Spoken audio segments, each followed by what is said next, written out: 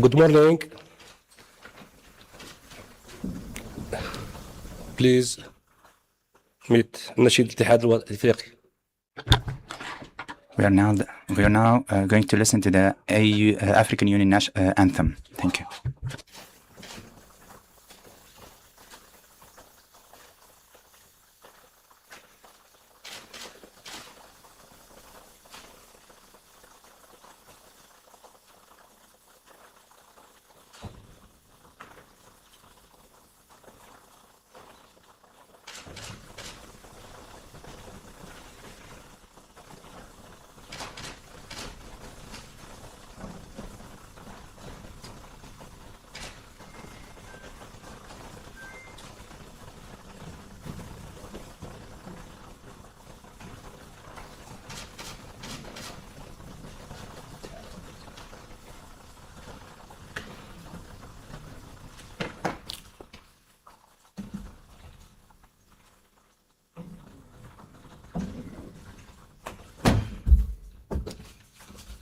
First.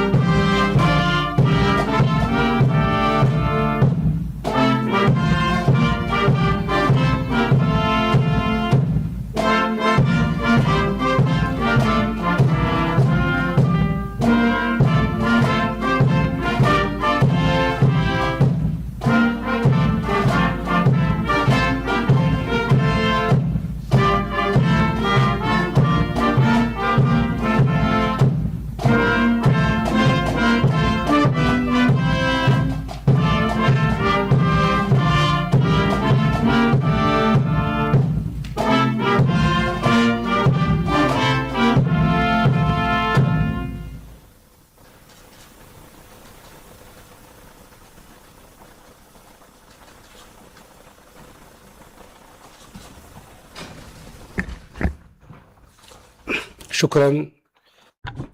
Thank you. I now invite distinguished honorable members for a moment of silent prayer and meditation.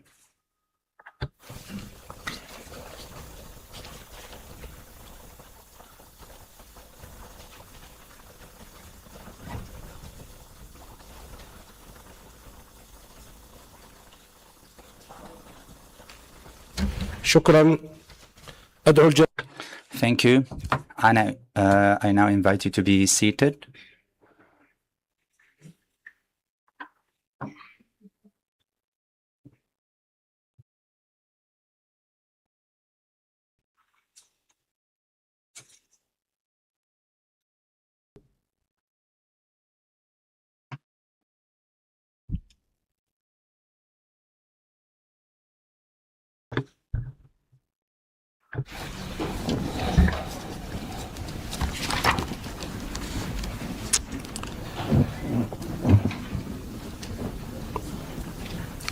معالي الأعضاء.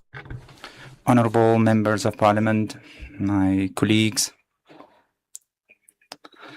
members of the Bureau of the Pan-African Parliament, my colleagues, honorable members of the Pan-African Parliament, according to the provisions of the rules of procedure of the Pan-African Parliament, particularly the Article 38, 1 of the rules of procedure, it is my pleasure to invite our guests of this opening session to enter the chamber.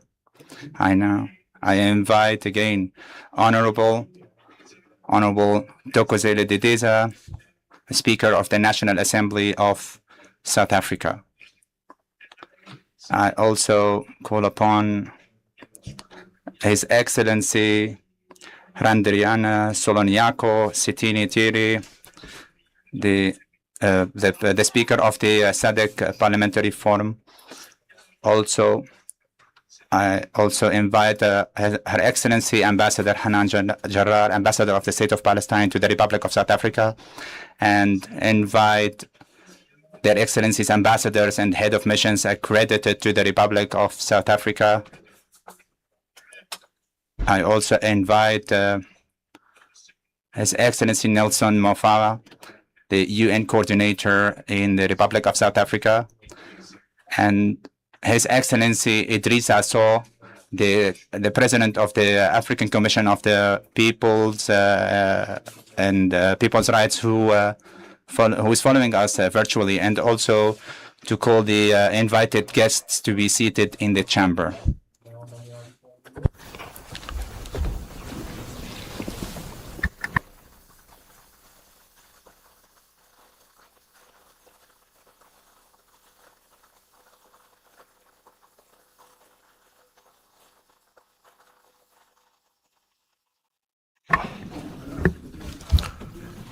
معالي Honorable Thokozela Didiza, the Speaker of the National Assembly of the Republic of South Africa.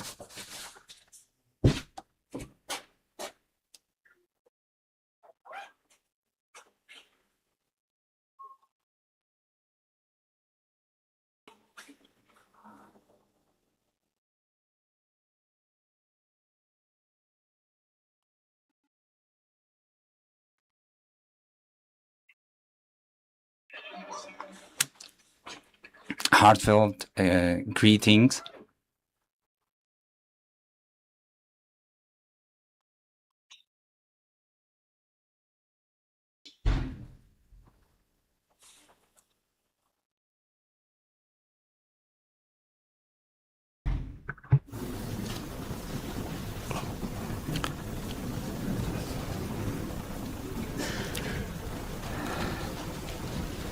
أدعو سعادة I also call upon Mr.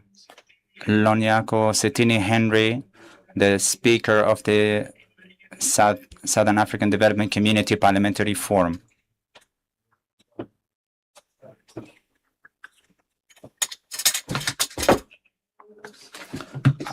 I also invite Her Excellency Ambassador Hanan Jarrar, Ambassador of the State of Palestine to the Republic of South Africa.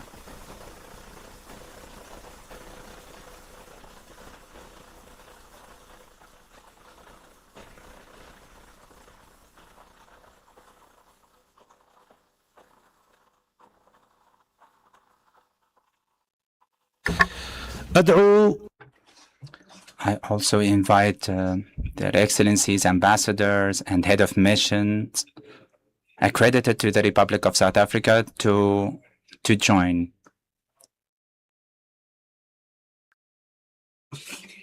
I also invite His Excellency Nelson Mofawa, the UN coordinator to the Republic of South Africa.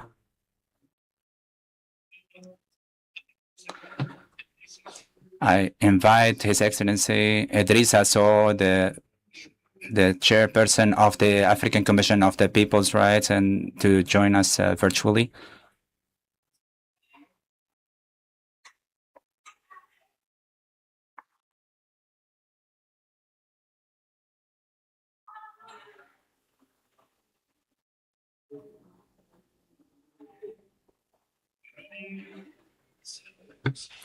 Honorable ladies and gentlemen, honorable members of the Pan-African Parliament,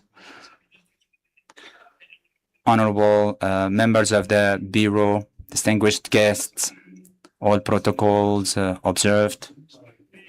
Please allow me to read my opening address according to the rules of procedures of the Pan-African Parliament, and we are at this opening session of the first session after the election session of the 7th Legislative Parliament.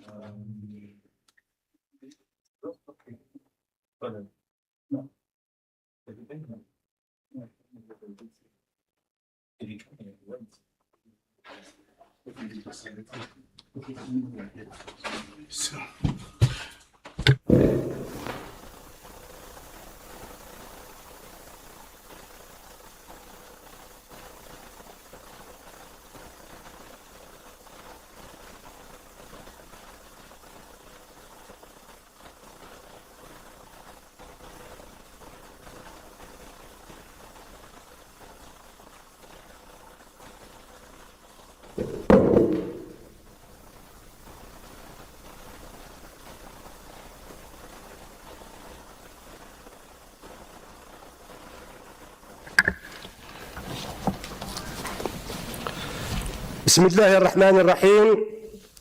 معالي السيدة أنجيلا ثوكوزيل ديديزا رئيسة الجمعية الوطنية لجمهورية جنوب إفريقيا، سعادة السيد ستيني تيتيريلي راندا ريان سولونياكو رئيس المنتدى البرلماني للجماعة the chairperson of the SADC forum, Excellency Idris Sesso, the chairperson of the Arusha Court, who is joining this meeting virtually, Excellency Maria Antoinette Roscard, the DG of the APRM, Excellency,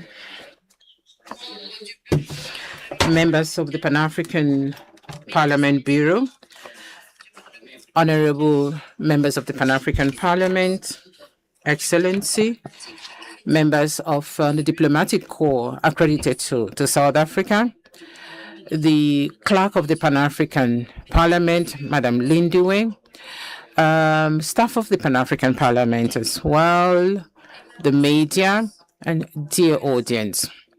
Peace be unto you all. It is my singular pleasure to take the floor on my behalf and on behalf of the Bureau of the Pan-African Parliament to welcome you all at the official opening of the Pan-African Parliament, the 7th legislature. This is an opportunity. This is an opportunity which actually goes beyond a simple opening of the Pan-African Parliament. It is actually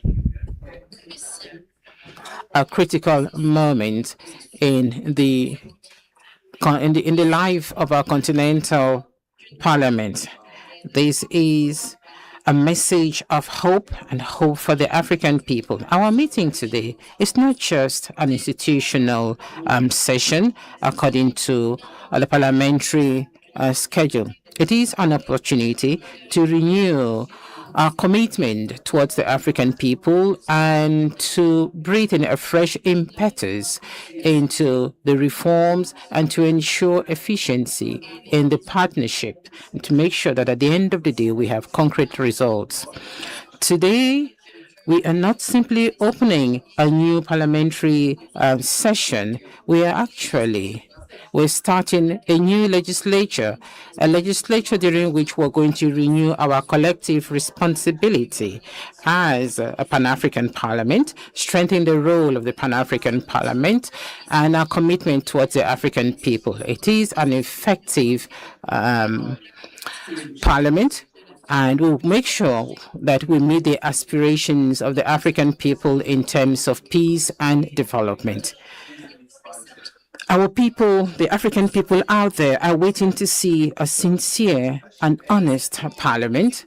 They are expecting concrete results that actually reflect, that is reflected in the daily lives of the African people. Our people are hoping to see a stronger Pan-African parliament, an influential Pan-African parliament that actually echoes the voice of the African people, and to ensure that there is participation in the democratic life of the continent. And so we do believe that the time has come for the Pan-African Parliament moves from aspirations to achievement, and that we should actually have recommendations that will make an impact on the lives of the people. It should be a modern Pan-African Parliament that is based on competence, good governance, transparency, accountability, and efficient and effective parliamentary diplomacy. It is my pleasure to extend my sincere gratitude to the government, people, and the president, as well as the Parliament of South Africa. I want to thank them for hosting the Pan-African Parliament, and thank them also for all the efforts that they are making to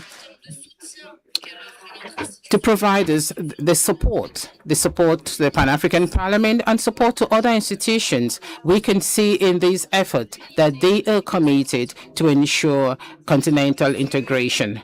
South Africa is a pioneer country in Africa. We can see this through their institutions. South Africa is at the service of the African people. So the entire people of African people would like to thank the Republic of South Africa for their efforts. We also want to congratulate South Africa for chairing the G20 session, which actually was a historical moment, and it actually proved to us the role that it can play in international governance. And that actually makes us believe that that Africa can actually contribute to solving international challenges. My respect as well to the heads of states and government, the head of the ACAS, and all the other African Union organs present here, and also to our partners and everybody else who have contributed towards the preparation of this session. We do hope that at the end of the day, there's going to be peace, security, integration in the interest of the African continent. The role of the Pan-African Parliament cannot be overemphasized.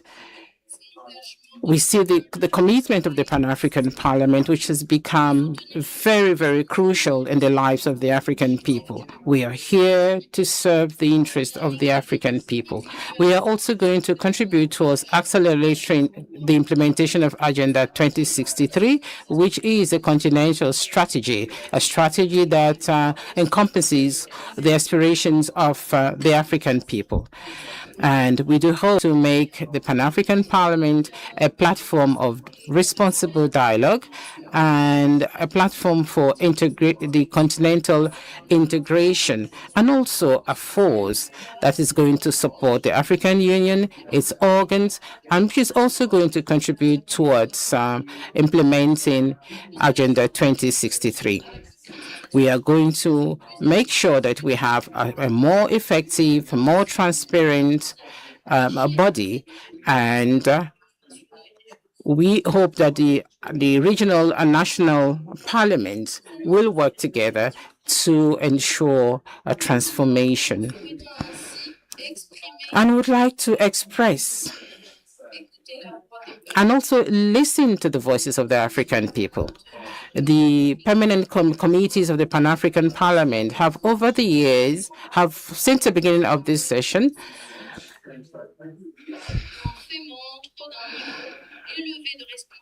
actually shown the level of professionalism, and they've made recommendations that actually reflect our knowledge of the challenges that our people face. We've done some diagnoses, and we've actually made some recommendations addressing all the members here present.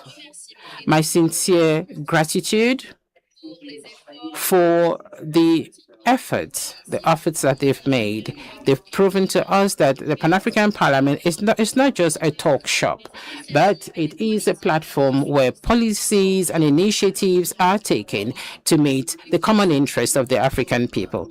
The permanent committees will remain the heartbeat of the Pan-African Parliament, and it would also be the driving force of the parliamentary reforms that we are all expecting to see ultimately.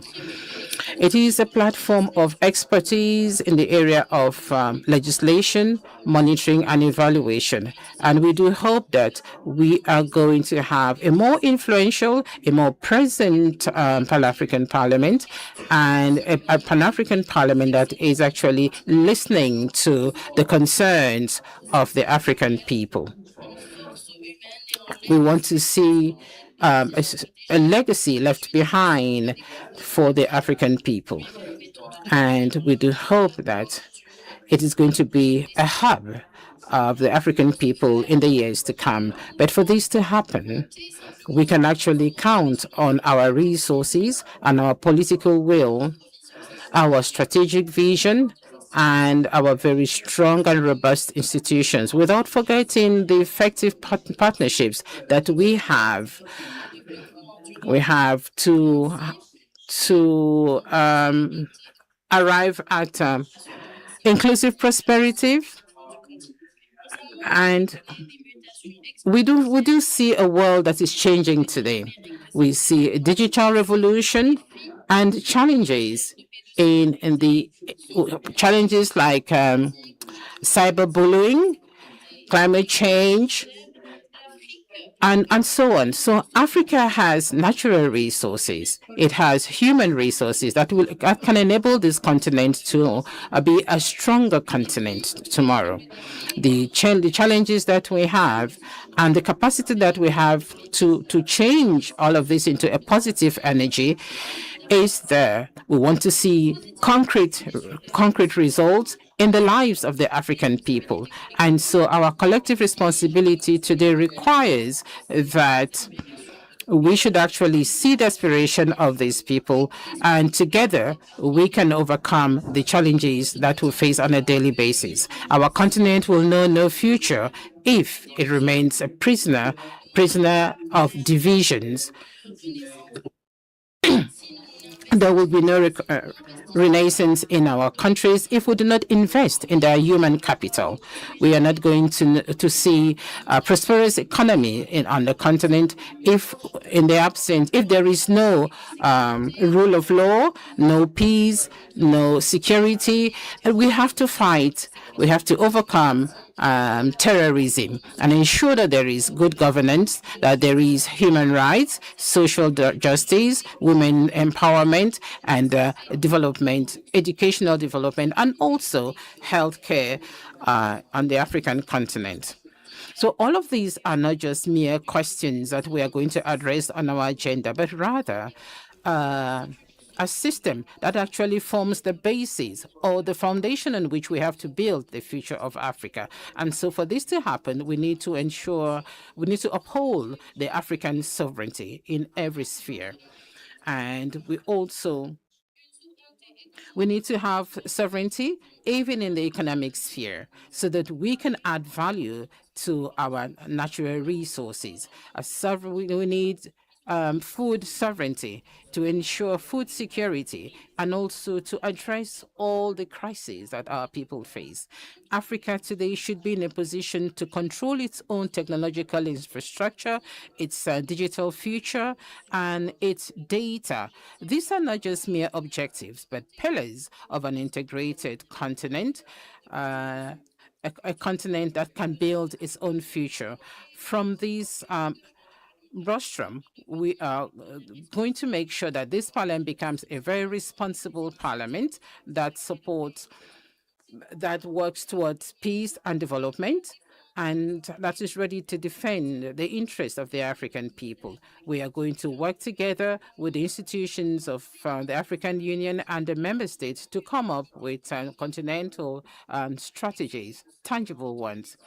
Your Excellencies, our vision of the seventh legislation emanates from an idea that the Pan-African Parliament is today more than ever before expected to play a stronger role, and it has to ensure the transformation of the continent, align this transformation with the transformation that we see worldwide.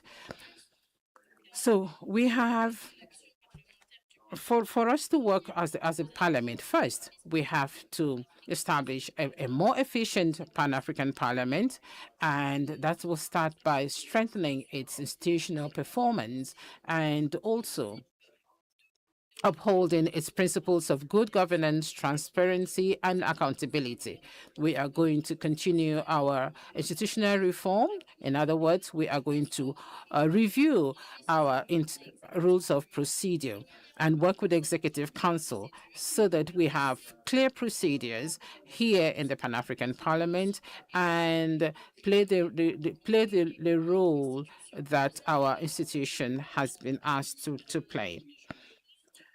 We are asking all the honorable members here to fully play their role as the MPs of the PAP and to ensure that they follow up on the implementation of all the decisions that are taken here.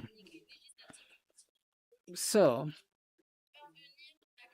for us to fully implement Agenda 2063 today, we should have stronger institutions and legislation that is closer to the people and the partnership between and among our member states.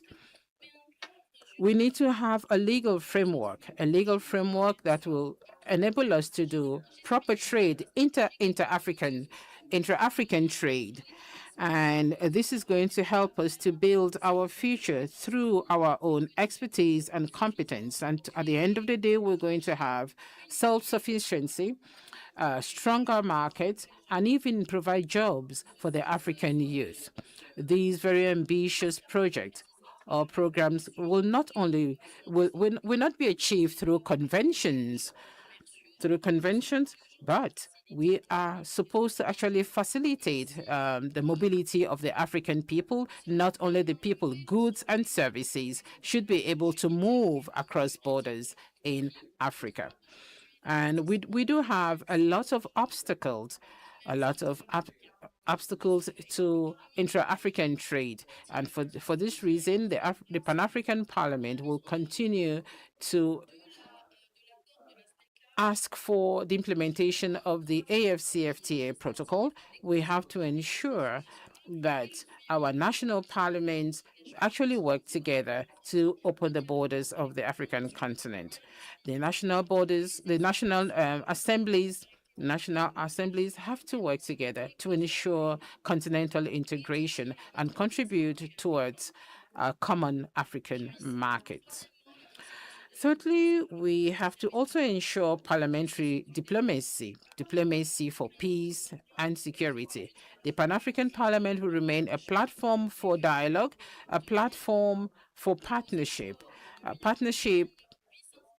seeking to prevent conflicts and to resolve conflicts through very peaceful means.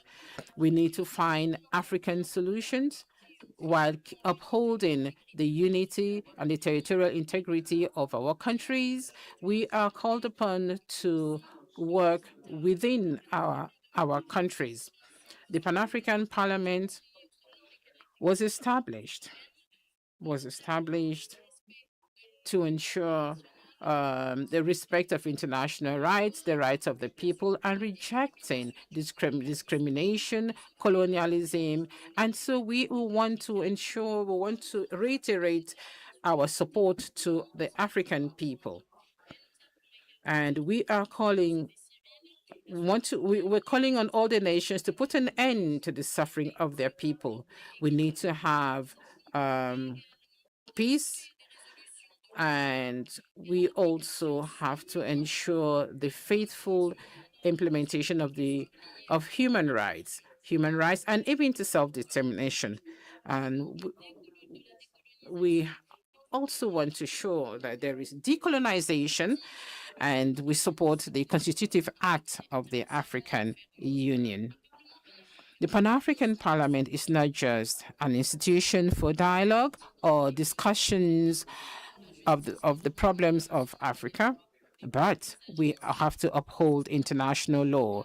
It is a parliament that wants to ensure and guarantee the prestige of the continent, the prestige that it deserves. And then we also have to ensure the digital sovereignty of the continent. We need to align ourselves with the global digital technological development, but we have to develop our own mechanisms, our own legislations, and we're going to ensure this digital transformation. It is going to be a choice of the Pan-African Parliament based on a modernization of our working system, cybersecurity, data, and the digital infrastructure of our continent in order to protect our data, to protect our institutions, and ensure our independence in the digital field. The digital sovereignty is not just a technical issue, but it is a backbone of the development of the continent. And it is going to help us to ensure sustainable development and the respect and the protection of the interest of the African people in the digital sphere. And so we do think that the artificial intelligence is actually changing the world. It's changing the world in the economic sphere, in trade, and many others. And so for Africa to become a partner in knowledge production, in the area of innovation, we need to work together. Your Excellencies, the future of Africa would be built only if the people, its children, work together. The African woman has always been a partner and a builder of our nations.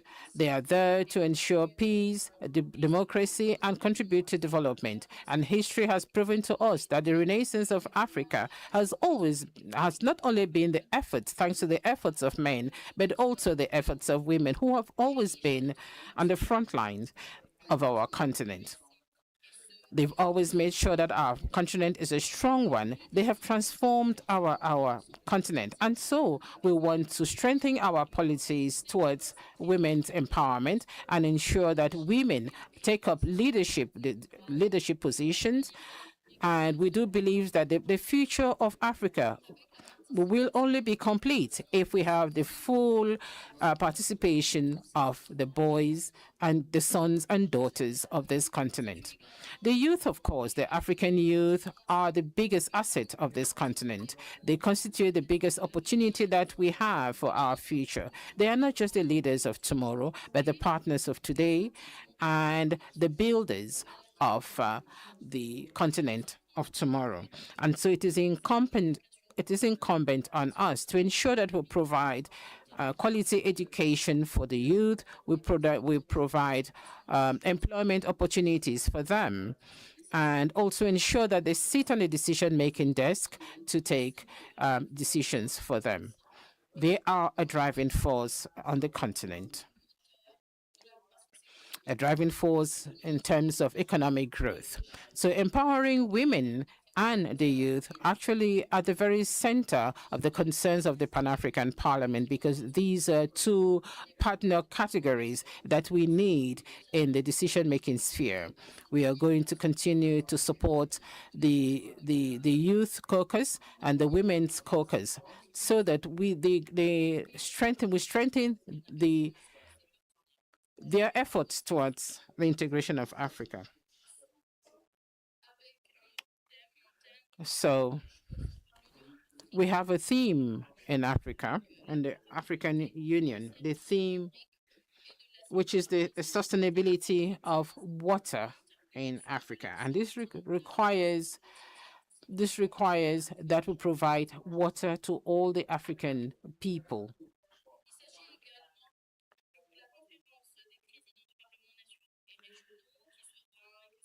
We're going to have a meeting, a speakers conference that is going to hold on the margins of this session. And this is going to ensure that we exchange expertise in this area. We discuss priority matters. Your Excellencies, allow me to express my sincere gratitude to the regional economic communities, which are the building blocks of the continental integration, and which for several decades now have contributed towards the economic integration and the mobility of goods and services on the continent. The Pan-African Parliament believes that if we want to succeed in the integration of the region, of the continent, we need to build on the support of the regional economic communities. We need to have mutual respect for one another and for the African people. And we are saying today, we want to express our sincere gratitude to the regional economic communities and also our gratitude to our national parliaments as well as our partners worldwide. And we welcome this official visit to the which the Pan-African Parliament had recently, which affirms the standing of our continent as an international partner. Africa is more and more present in parliamentary gatherings worldwide.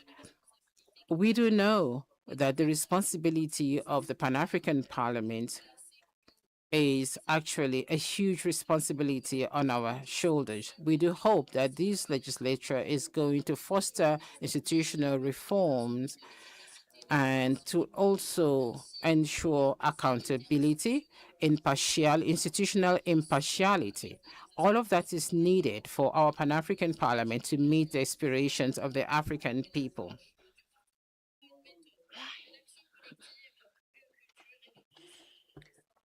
We want to ensure that there is a common responsibility as well as mutual respect and a constructive attitude, because the Pan-African Parliament is measured by its commitment to its vision. And I would say that what is important for us now is one Africa, one voice. That is what we need to stand by. We cannot allow divisions to infiltrate. We should not allow outsiders to destroy our unity. We need to work together for our continent to make it a continent that is peaceful, where human rights are respected, a continent that is led by innovation, that our future is happy for our women, our children, our youth, a continent where our institutions work together and where our people work in solidarity. We are the 7th Parliament. This is not going to be measured by the meetings that we hold and the recommendations that we make, but rather our capacity to make a tangible impact on the lives of the African people. We need to ensure that there's confidence in our institutions. We need to be able to implement our objectives. Our ambition is to have an Africa that takes ownership of its decisions. We need to be part of the global economy, an Africa that is able to protect its security, its food security in particular, as well as its water security. We need to ensure digital sovereignty. Africa needs to also be responsible for the future of its children. We do not lack resources or skills, but what we need now is strong institutions, extraordinary commitment to governance, building efficient partnerships so that we can take advantage of our resources to ensure sustainable development and full prosperity for all our citizens. I would like to reiterate, and I call upon my colleagues in the Pan-African Parliament, as well as national parliaments and AU institutions, as well as our partners, to work together in solidarity to ensure that this seventh parliament is an African renaissance as far as the processes that build the African Parliament. This needs to be a new stage. We need to have results and work through partnerships. So we need to work together to have a more efficient parliament that is more influential, so that we have an African Union that is stronger and more coherent, which leads to a unified continent which is prosperous, able to defend its interests and build a positive future. We are the voice of the African people. We need to defend their interests, and we need to build unity, have strategic partnerships in implementing and arriving at the objectives of Agenda 2063. Let me reiterate that the next generation should not call us into question for the number of meetings we've held or the number of documents that we produced, but rather they will see that we had tangible results on the ground to change the daily lives of African citizens, to ensure a sustainable and prosperous Africa where we see equity. Our mandate needs to be measured on our accomplishments, what we have achieved. So in order to arrive at this, we need to work together. We need to work in solidarity to ensure that the Pan-African Parliament remains the voice of the people and the conscience of our continent. We need to build unity so as to be a symbol for the continent. We want to have an Africa that has strong economies, confident in its own future. May the Almighty assist us in accomplishing our goals, in concretizing our objectives. Long live the Pan-African Parliament. Long live the African Union. May we have an Africa that is peaceful and strong. Thank you.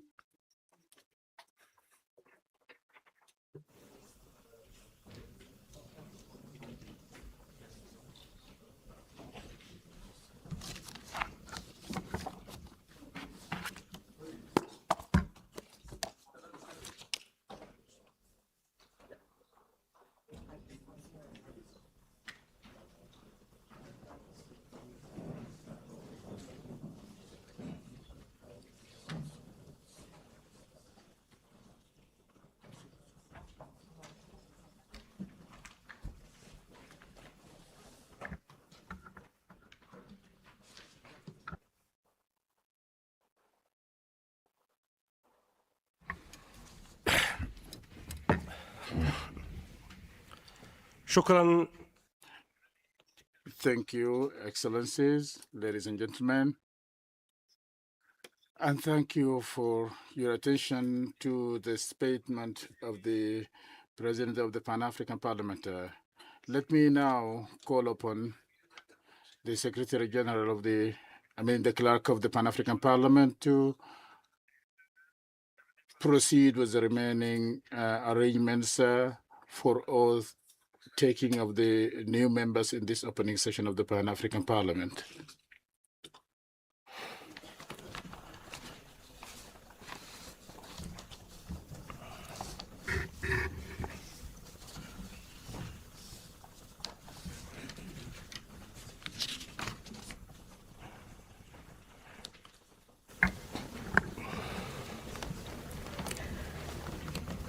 Honorable members, in accordance with Rule 9 of the Pan-African Parliament Rules of Procedure, the credentials of 13 members of national parliaments have been verified by the Clerk of the Parliament and validated by the Permanent Committee on Rules. I now wish to call the delegations accredited to come forward to take their oath. From Angola, Honorable Kilamba Vandunem.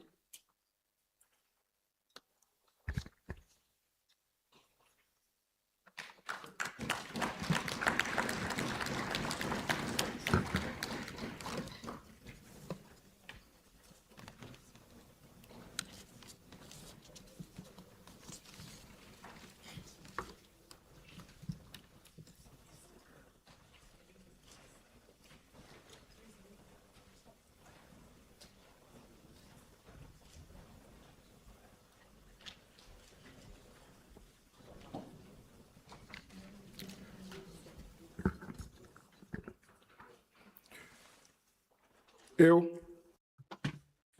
I, Kilamba Kwe Sebastian Vanduna, hereby solemnly swear or declare that I will perform my functions as a member of the Pan-African Parliament to the best of my ability and with honor and dignity in the service of the peoples of Africa.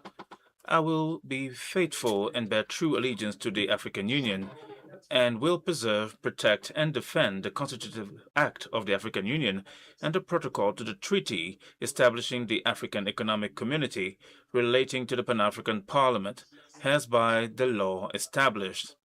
And I will promote adherence to the principles of good governance, democracy, human rights, international humanitarian law, peace, stability, and all objectives of the Pan-African Parliament.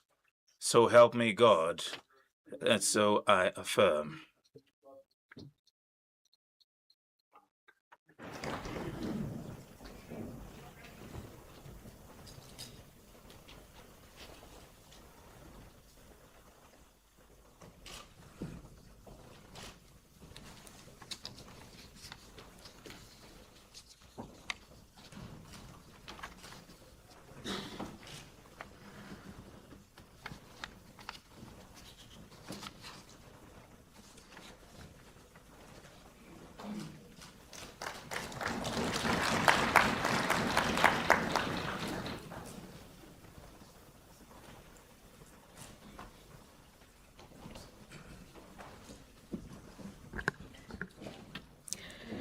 From Benin, Honorable Mr.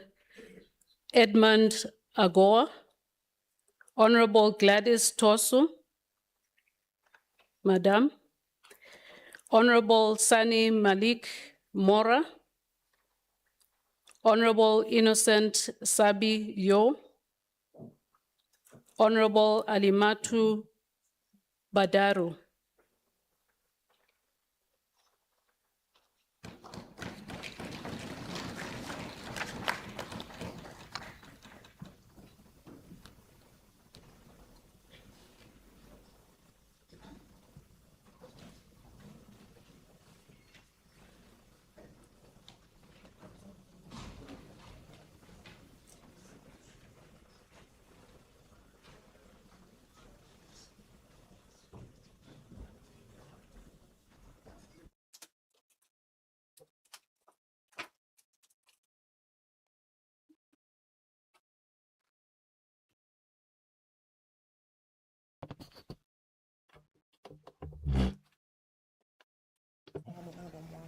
Moi.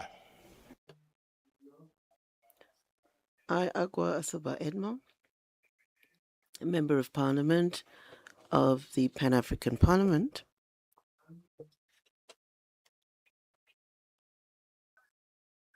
I, Ajwa Gladys Edasi Tosu, Member of the Pan-African Parliament. I am Mora Sani Saram Malik, Member of the Pan-African Parliament. I, Sani Innocent Sambio, Member of the Pan-African Parliament. I, Monima Tabao, Member of Parliament. Hereby solemnly declare that I will perform my functions as a member of the Pan-African Parliament to the best of my ability and with honor and dignity in the service of the peoples of Africa. I'll be faithful and bear true allegiance to the African Union and will preserve, protect, and defend the Constitutive Act of the African Union and the protocol to the treaty establishing the African Economic Community relating to the Pan-African Parliament as by law established.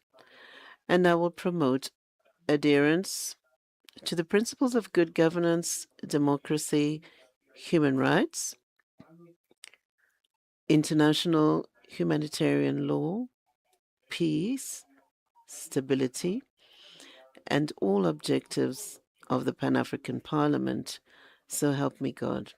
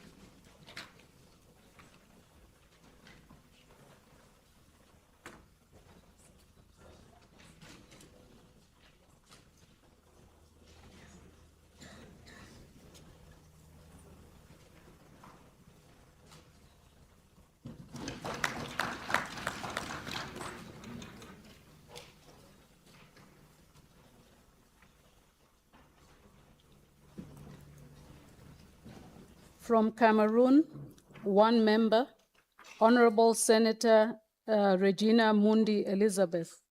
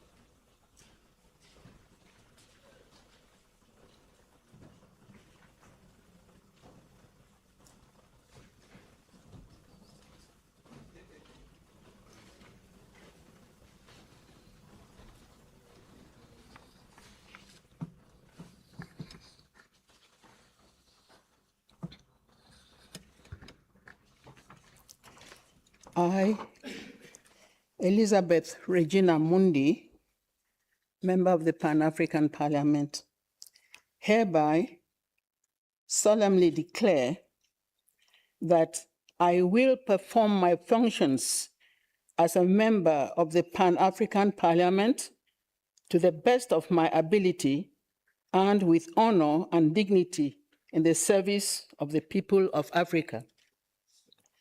I will be faithful and bear true allegiance to the African Union and will preserve, protect, and defend the Constitutive Act of the African Union and the protocol to the treaty establishing the African Economic Community relating to the Pan-African Parliament as by law established.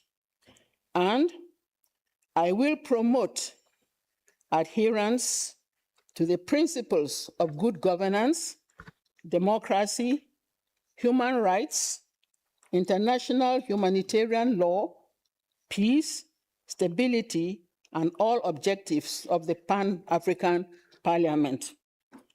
So help me God.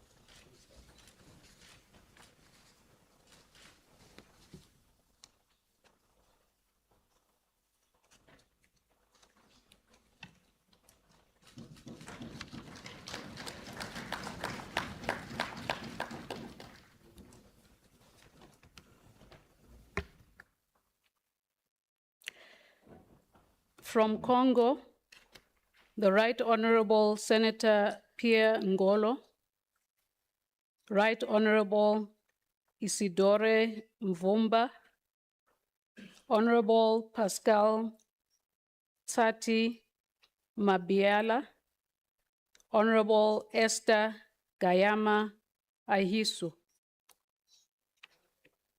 Okay. Is that not in the chain? From Malawi, Honorable Besta Awali.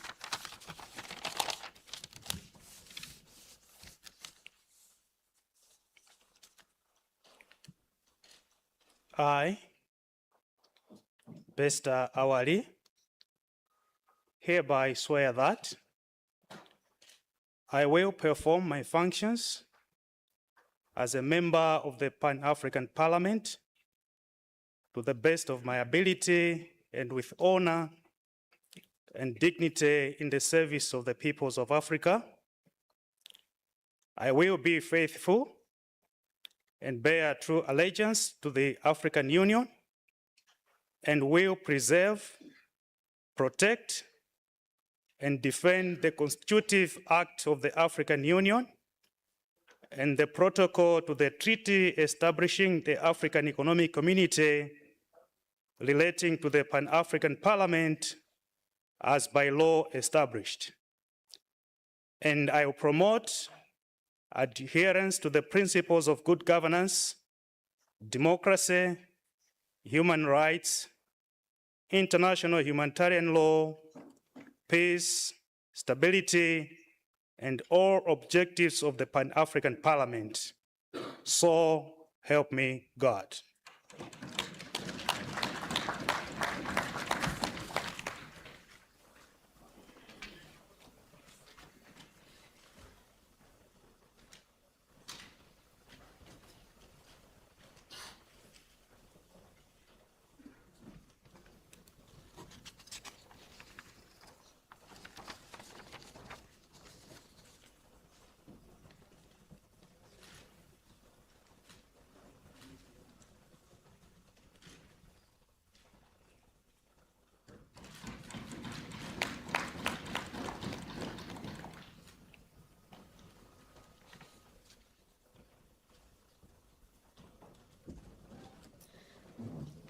From Uganda, Honorable Katambuka Arinaitwe and Honorable Sarah Najuma. Honorable Patience Nkunda Kinshaba. Honorable Anthony Akol and Honorable David Lukwamuzi.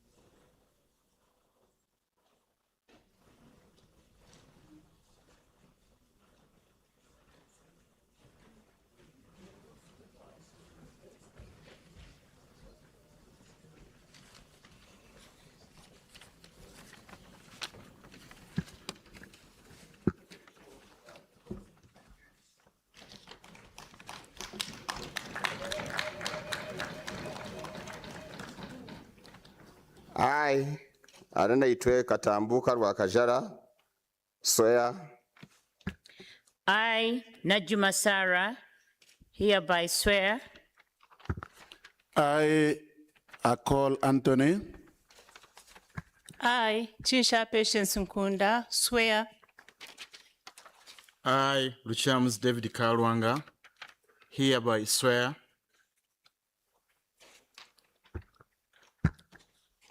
I will perform my functions as a member of Pan-African Parliament to the best of ability, with honor and and dignity in the service of the people of Africa.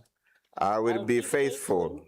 I will bear true allegiance to the African Union and preserve, protect, and defend the Constitutive Act of the African Union and the protocol of the treaty establishing the African Economic Community, relating the Pan-African Parliament as by law established.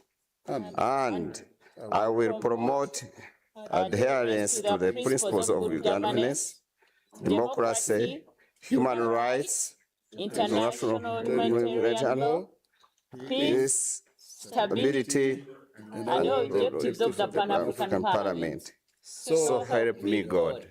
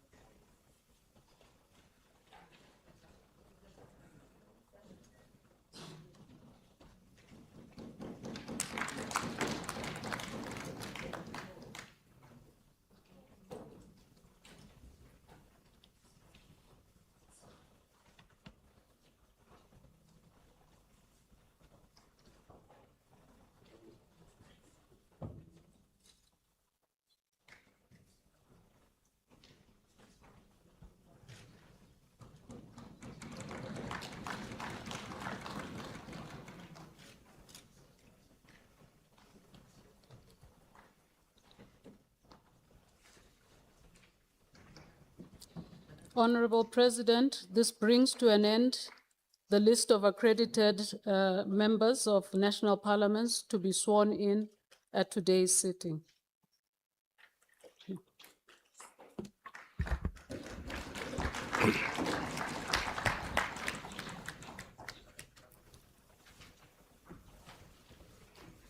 معالي Your Excellencies, honorable members of the Pan-African Parliament, on behalf of the Bureau of the Pan-African Parliament, I would like to renew the congratulations to the newly appointed members of the Pan-African Parliament who took oath in accordance with the provisions of the rules and systems of the Pan-African Parliament from Angola, Benin, Cameroon, Congo, Liberia, Malawi, and Uganda. So my congratulations to all of you for this oath taking, wishing you all the success in your work within the Pan-African Parliament. Once again, I'll be back to the program, which is on point 5, which is about implementation of Article 5 of the Rules of Procedures of the Pan-African Parliament.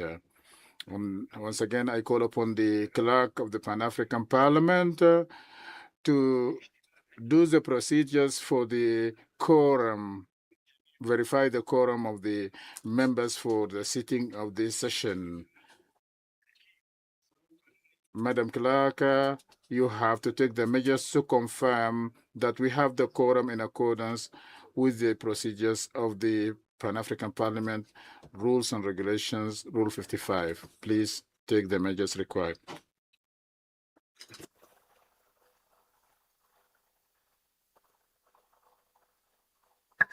Honorable President, we have a quorum. We've achieved a quorum with a simple majority of 108. Present in the chamber is 121 members present. Thank you.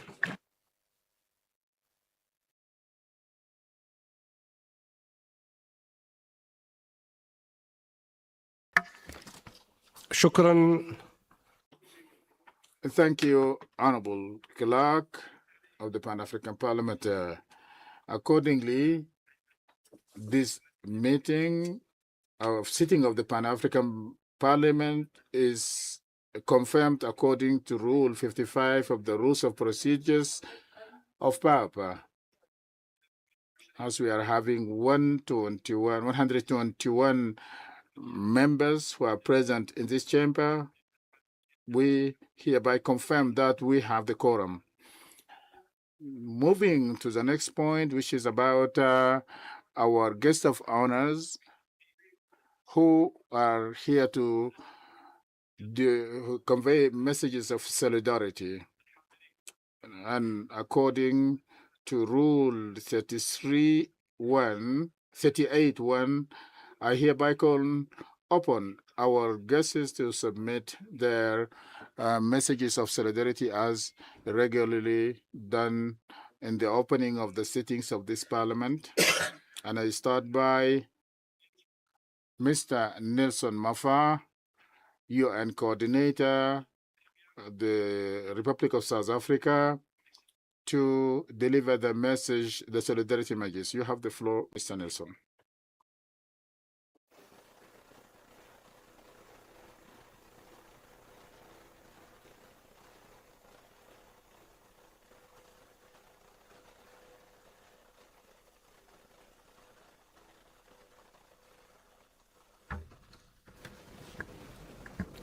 Good morning, and allow me, Honorable President of the Pan-African Parliament, to warmly congratulate you upon your appointment and to also acknowledge the Honorable Speaker of the National Assembly of South Africa, Honorable Thokozile Didiza, as well as all the other special guests, including the Ambassador of the State of Palestine, as well as the chairperson of the SADC Parliamentary Forum, and the chair of the African Commission on Human and People's Rights. Allow me also to acknowledge the vice presidents, the Bureau, and members of the Pan-African Parliament, as well as the Dean of the Group of African Heads of Mission and other heads of missions present. Good morning, all. I am honored to convey the solidarity and support of the Secretary General of the United Nations, Antonio Guterres, and the Deputy Secretary General, Amina Mohamed, and of the United Nations family working across Africa on the occasion of the opening of the first ordinary session of the 7th Legislature of the Pan-African Parliament. Allow me once more to reiterate our heartfelt congratulations to the newly elected leadership and to commend the renewed commitment to citizen-centered governance, accountability, continental integration, and the implementation of Agenda 2063 that has marked the beginning of this new legislature. These priorities are timely, necessary, and deeply aligned with the aspirations of African peoples. Excellencies, the United Nations Secretary General recently observed that Africa is not waiting. Africa is moving, Africa is leading. This affirmation captures a reality that is increasingly evident across our continent. Africa is shaping global conversations on peace, climate action, sustainable development, economic transformation, and multilateral cooperation. Africa is advancing its own vision through Agenda 2063. And Africa is demonstrating that the most sustainable solutions are those that are African-led and African-owned. And Agenda 2063 remains Africa's blueprint for transformation. Of course, the 2030 Agenda and its Sustainable Development Goals also reinforce this vision. And they are not competing agendas, they are mutually reinforcing pathways towards a peaceful, prosperous, integrated, and sustainable Africa. The strategic partnership between the African Union and the United Nations is therefore anchored in that understanding: African leadership, African ownership, and shared responsibility for advancing peace, prosperity, and sustainable development across the continent. And the Secretary General has reaffirmed that this partnership is rooted in respect, dialogue, and solidarity, while supporting African priorities ranging from silencing the guns to promoting human rights, to advancing sustainable development, and to ensuring the reform of multilateral institutions, including the Security Council. At the same time, we must be candid. Many of our development ambitions remain sadly off track, and even as the needs and expectations of people continue to grow. Conflict continues to disrupt lives and reverse development gains. Climate change is deepening vulnerability. Debt pressures constrain investment in people and development. Inequality continues to limit opportunity for too many Africans. And that is why the role of this parliament truly matters. The Pan-African Parliament connects continental ambition with citizens' realities. Through oversight, legislation, parliamentary diplomacy, and accountability, it can and must help ensure that Africa's commitments are translated into tangible improvements in people's lives. Excellencies, peace and development remain inseparable. The aspirations of Agenda 2063 cannot be realized without peace, and peace cannot be sustained without inclusive development, opportunity, justice, and hope. And this year's African Union theme on water and sanitation is therefore both timely and important, because access to safe water and sanitation is fundamental to health, dignity, food security, climate resilience, and economic opportunity. It is central to the achievement of Agenda 2063 and the Sustainable Development Goals. And in that regard, I welcome the renewed focus being given to water across the continent and the recent efforts, Madam Speaker, being undertaken here in South Africa to address this critical challenge. And I'm sure we will hear more from the President on this. It is it is important that the impact is felt most directly by Africa's young people and women, whose health, education, safety, time, and economic opportunities are closely linked to reliable water and sanitation services. For Africa's largest generation of young people, such investments must unlock creativity, innovation, and leadership, turning a demographic reality into a powerful opportunity for transformation. The full participation of young people, including from Alexandria here in South Africa, Bamenda in Cameroon, Maiduguri in Nigeria, Thiès in Senegal, Algiers in Algeria, Addis Ababa in Ethiopia, Zanzibar in Tanzania, and other cities and towns across the continent will be essential to making the ambitions of Agenda 2063 a reality. And equally, Africa cannot achieve these agendas while half of its talent and potential remains underutilized. Advancing gender equality and expanding opportunities for women and girls is therefore not only a matter of rights and inclusion, it is a development, governance, and economic imperative. Excellencies, the vision of an integrated Africa also calls on us to strengthen solidarity amongst our people. Human mobility has become and has always been part of Africa's history, development story, and reality. As we deepen continental integration, we must promote safe, orderly, and dignified mobility, while addressing the root causes that force people to move, so that movement is increasingly a choice, not a necessity. Challenges relating to migration and displacement can also not be addressed through stigma, exclusion, or vigilantism, but through sound public policy, regional cooperation, and adherence to the rule of law. Above all, our responses must reinforce protection, uphold dignity, support the hospitality of host communities, and ensure that those who are displaced are treated with humanity and respect. In closing, President, the Pan-African Parliament was created to give voice to the people of Africa. The success of this 7th legislature will ultimately be measured not by the number of resolutions adopted or meetings held, but by the extent to which it advances dignity, opportunity, peace, and prosperity for the people it represents. As Africans, we know that our challenge is not a lack of ambition or lack of ideas. The challenge is how we accelerate implementation, how we strengthen institutions, how we mobilize investments, how we expand opportunities, especially for women and young people, and how we ensure that the benefits of growth, integration, and development are tangibly felt in the lives of the people we serve. As parliamentarians, including the new ones who just got sworn in return to their countries and constituencies, the opportunity is to bring continental aspirations closer to citizens' realities through effective oversight, meaningful participation, responsive institutions, and policies that expand opportunity, strengthen social cohesion, and improve people's lives.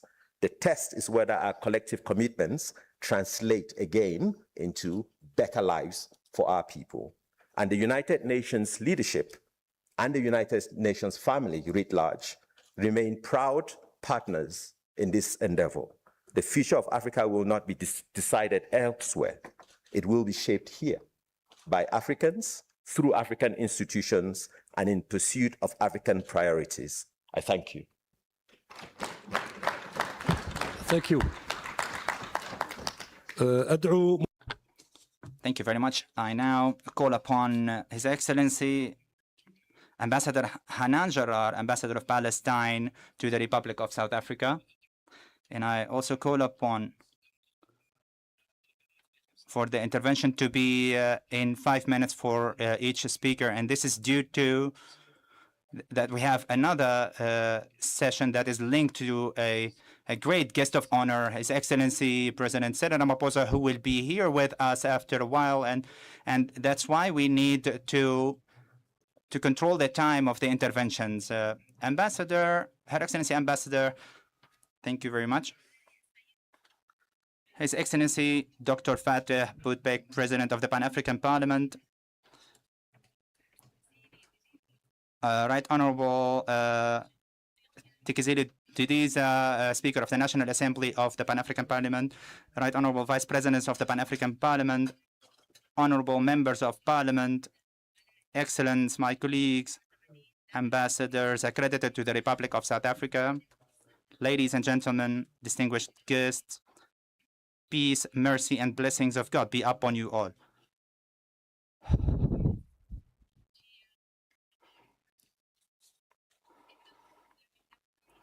It is a great honor for me to stand once again on the podium of the free African people who have written the most magnificent pages in the history of the global struggle against injustice, oppression, racism, and occupation. I would like to convey to you all the greetings of our steadfast Palestinian people and of His Excellency President Mahmoud Abbas, together with the greetings of the Chairman of the National Council, His Excellency Brother Rouhi Fatouh, and we extend our heartfelt congratulations on the success of the electoral process on the election of new leadership for the parliament headed by His Excellency Dr. Fateh Boutbek. And our congratulations likewise go to all the honorable vice presidents. We express our people's sincere wishes that the coming period would be filled with achievements for the benefit of the peoples of the continent in particular, and for global stability, peace, and prosperity in general. I also extend to you, Mr. President, my highest thanks and appreciation for the warm reception and for your assurance that the Palestinian cause will remain present on this free platform. We also express our people's and leadership appreciation for the sincere efforts made by your esteemed parliament in solidarity with our people over the past period, and the leadership of His Excellency, the former President, Fortune Charombera, who deserves our recognition and honor. Your Excellencies and distinguished guests,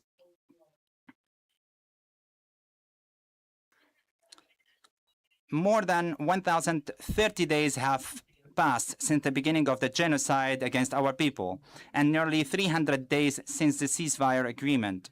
Yet, Israel continues, that occupation power continues its war against our people.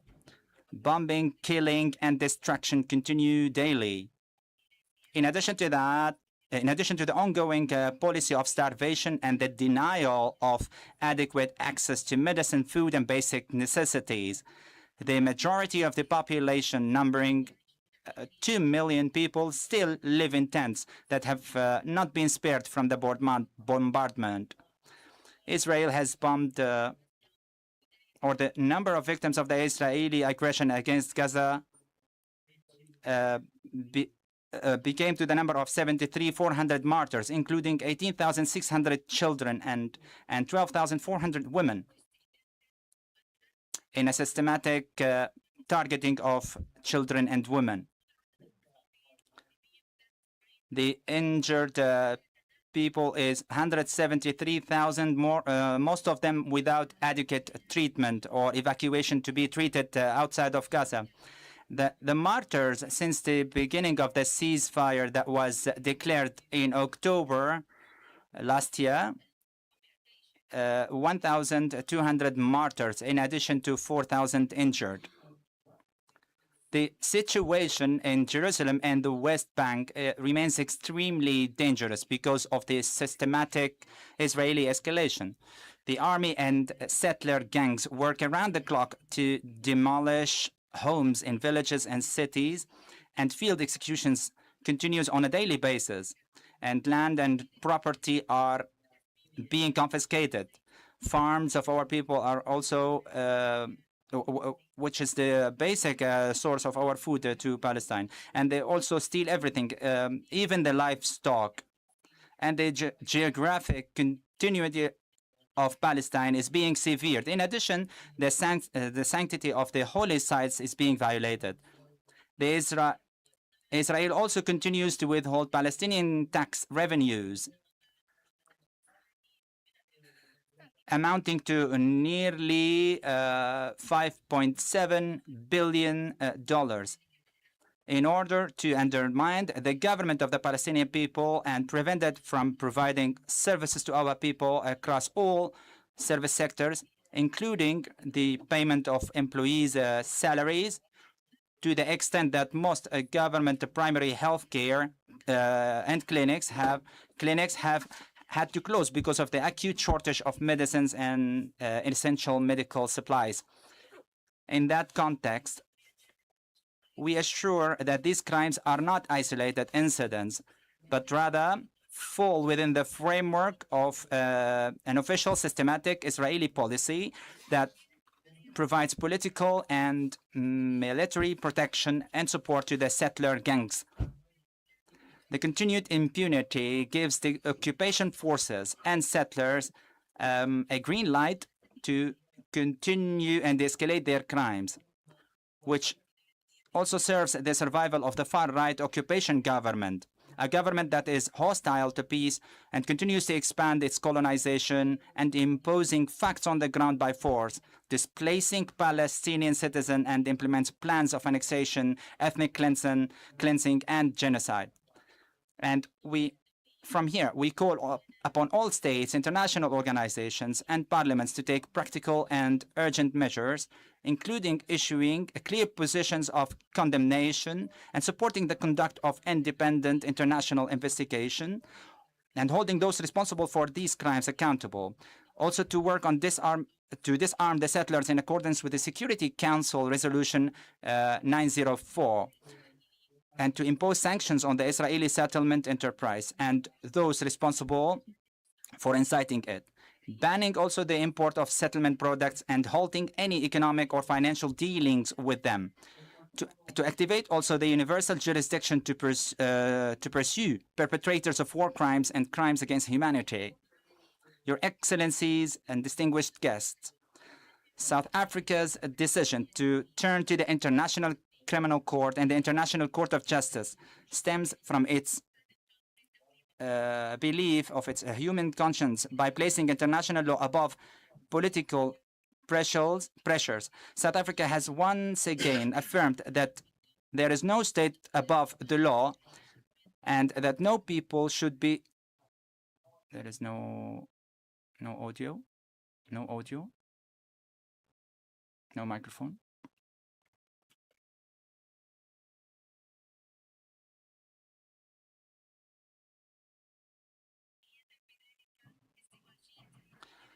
Ending the double standards of the international standards, as the war of genocide has become the moral mirror that determines the conduct of states, groups, and individuals.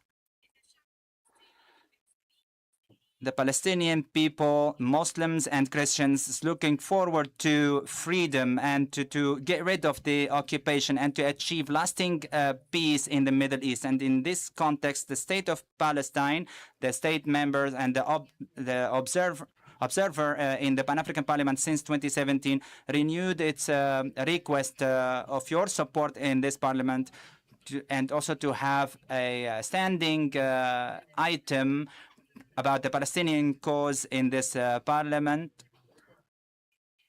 in line with the existing practices with the African Union. And in conclusion, I would like to extend my sincere thanks once again for giving me the opportunity to speak before you directly with my best wishes for the success of this session and the achievement of its intended objective. Long live Africa, long live Palestine, and long live the free people of the world. Thank you so much, Your Excellency, Ambassador Hanan Jarar, Ambassador of the State of Palestine to the Republic of South Africa. And I now call upon His Excellency Idrissa Sow, the chairperson of the African Commission on the Rights, on the Human and People's Rights, through the video conference to address the Parliament. And I also would like to reaffirm the importance of respecting the time limits due to to have an honorary session linked to the opening session where we will host His Excellency President Cyril Ramaphosa.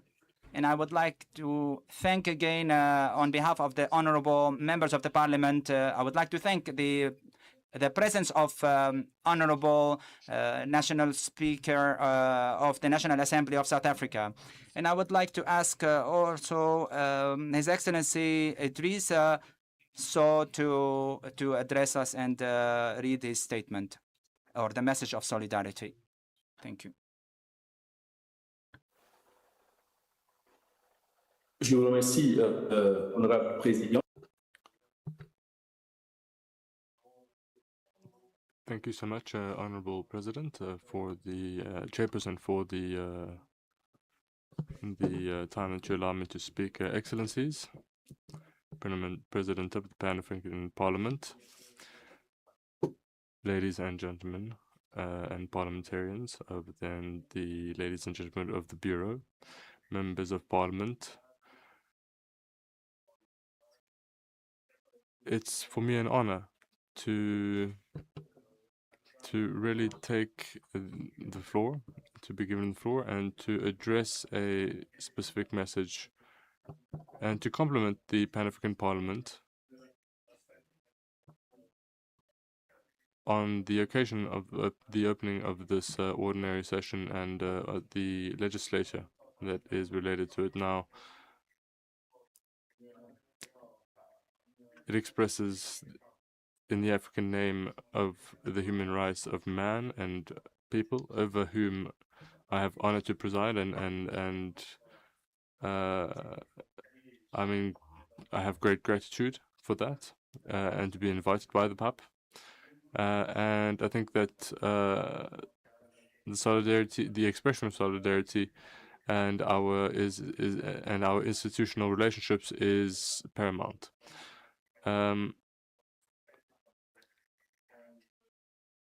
As well as the shared desire to work together for the unification of Africa. Why are debates and these fundamental freedoms fully respected and guaranteed? That is absolutely important. I would particularly like to express, but without with congratulations, the new members of Parliament, in particular, Honorable Dr. Bakar Butik, and the leadership of the institutions and the success they've had. And it's a pleasure sending you these congratulations now. The African Union Commission, the African Commission, and the Pan-African Parliament absolutely share well-known, notably the promotion or protection of human rights, a well-known want to protect the human right, to protect human rights in general, and the consolidation of democracy, non-governments, and the rule of law on the continent. The Commission in earnest must look at monitoring the implementation of the chat, this concept, and the protocol with Parliament, of course, and so that the African standards do not require simple text, of course, but becomes reality. They do not become simple text, but become realities experienced by our fears, and expressed by our strength. It doesn't matter, the rate of application and the regional instruments relating to human rights. It remains worrying what is happening around Africa. It is therefore essential to strengthen our collaboration in order to provide innovative products and responses to reverse this trend. Ratification of constitutes according to as an essential step. And ladies and gentlemen, I think that if it is permissible to say so, it is a good thing. It is a good theme this year that you guys are embarking on. African parliamentarians, I think that let the theme of course, assuring sustainable water availability and sanitation systems to achieve the goals of the Agenda of 2063 remain at the heart of everything that you do. This morning, tonight, or today, especially now, because we never, we have to have universal access to safe drinking water, adequate sanitation infrastructure, and liquid hygiene services. This is a fundamental right. The realization of several other essential rights, including the rights of health, development, and healthy environment, is also something to consider. And that's all. Madam,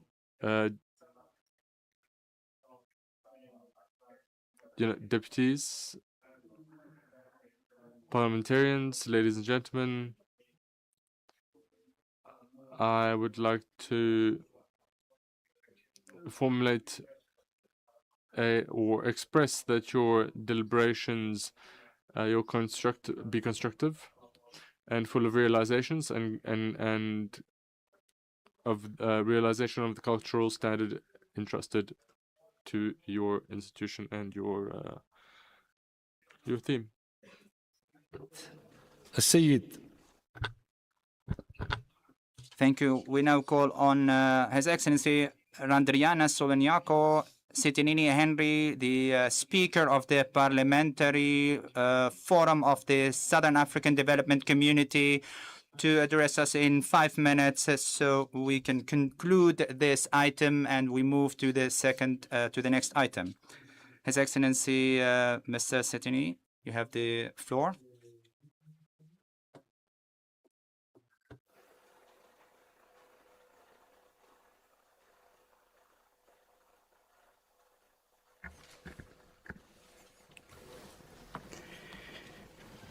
Your Excellency, Dr. Fat Boutique, President of Pan-African, and congratulations on your election as President. Allow me to give special thanks to you, Excellency, to pronounce my name correctly, because I am the longest, I have the longest name in this room, I think. I didn't want to give you a hard time, just it's a name given by my parents. Yeah, our sister host speaker, Honorable Tuku Didiza, thank you for the granted hospitality, my sister. Excellency, distinguished delegates, ladies and gentlemen. On behalf of SADC Parliamentary Forum, I convey our earnest greeting and profound solidarity to the Pan-African as it is convenes the first ordinary session of 7th legislature under the African Union, theme of the year 2026, answering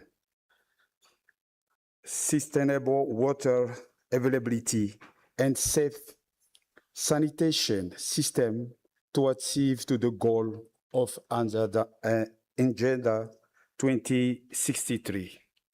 This theme reflects one of the most urgent priorities facing our continent today. Water and sanitary are not merely development sectors. They are fundamental pillar for human dignity, public health, food security, economic growth, climate resilience, environmental sustainability, and social justice. Their centrality to Agenda 2063 cannot be overstated.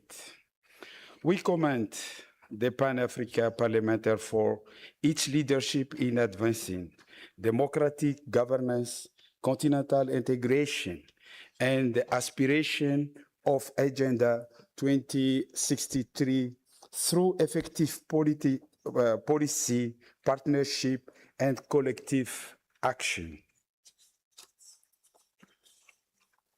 Over the year, SADC-PF has positioned itself as a strategic convener, think tank, and advocate for transformative action in water governance, sanitation, and sustainable development across Africa. The Parliamentary Assembly has passed several resolutions related to water, sanitation, and hygiene. Among our contributions, SADC-PF, in collaboration with the African Renaissance, participate in the development of Africa Water Vision 2063 and its policy implement plan 2026 to 2033, providing framework to guide the African journey toward achievement water security. City gender, length, and sustainability sanitary by 2063 recognize the importance of political leadership in this agenda. Through the support of Africa Renaissance, we participate in a high-level dialogue that culminates in the Dakar African Consensus as water and sanitary, bringing together parliamentary, police work, development partner, and water sector leader to force a common Africa position ahead of global water process.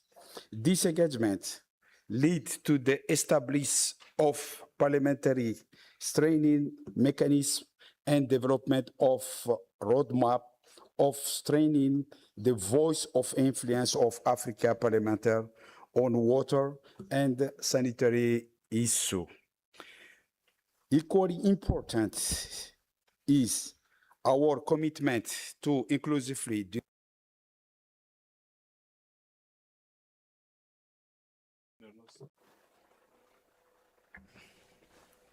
5 minutes is really quickly. Okay, I will be shortly. Okay, equally important our commitment to inclusive. During this third Plan Africa conference on water, PAN Conference 3 held in Lukasa, Zambia, SADC-PF member were part of the orientation. This introduced gender equality, youth, and social inclusive mastering toolkit, followed by the development of capacity strengthening handbook. This practical instrument seek to address perceived inequality in the water, sanitation, and hygiene sector by answering the women, youth, personnel with disability, and another vulnerable group are meaningful, including in planning, implementation, and decision-maker process. Through this initiative, parliamentarians have demonstrated that sustainability, water, sanitary, and hygiene government must be people-centered, equitable, and responsive to the need of citizens. This SADC-PF therefore recognized that achievement, sustainable water availability, and safe sanitation system require more than infrastructure investment alone. It requires visionary leader, effective legislation, robust institution, inclusive governance, scientific innovation, and strengthened accountability mechanism. It also requires parliamentary leader capable of translating continent commitment into national action that promotes progress.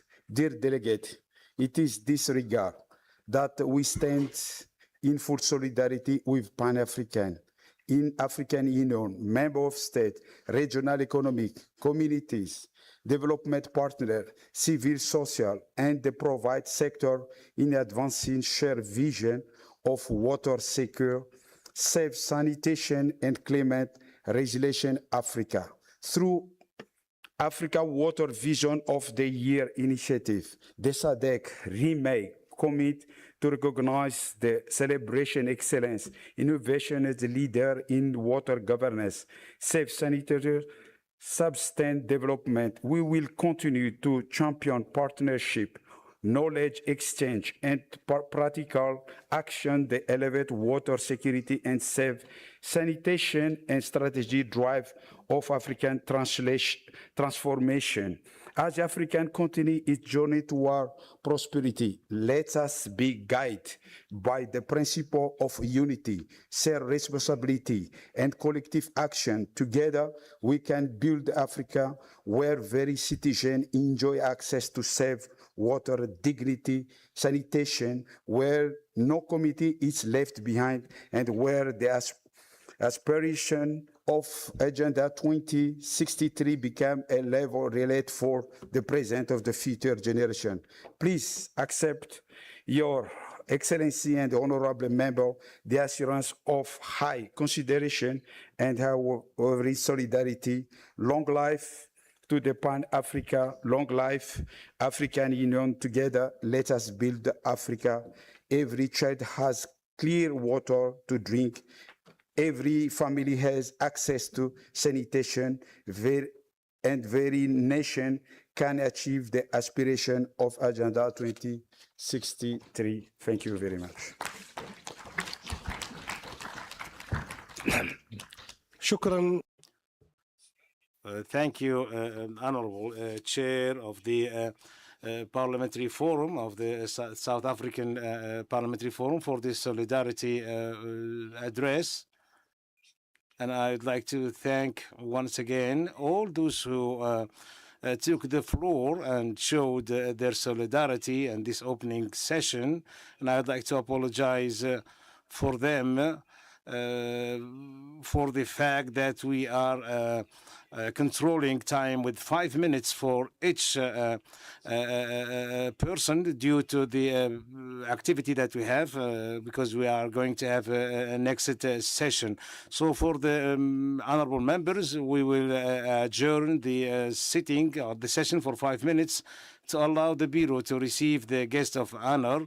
I would like to reiterate that we want His Excellency, the President Cyril Ramaphosa, will receive the adequate welcome that's adequate to his status. He will be among us and he will deliver a speech in order to recognize the efforts and the work of this parliament. I would like to insist that we have to give him the adequate welcome. I will adjourn the session now for 5 minutes in order to allow my colleagues, the members of the Bureau, in order to be able to receive His Excellency, and we will be back to the room, to the chamber. Thank you very much.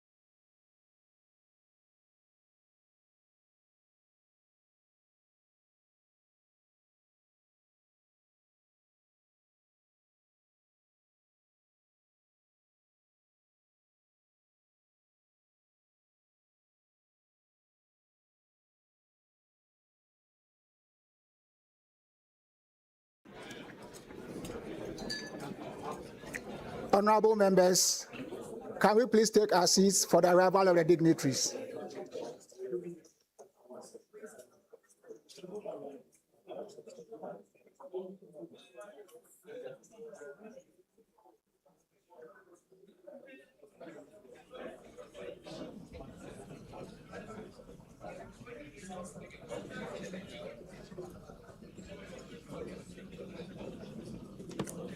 Honorable members, can we please take our seats for the arrival of the dignitaries?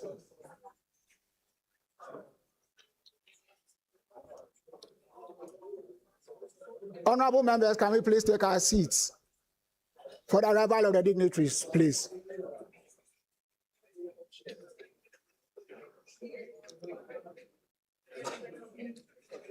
Honorable members, can we please take our seats for the arrival of the dignitaries? Thank you.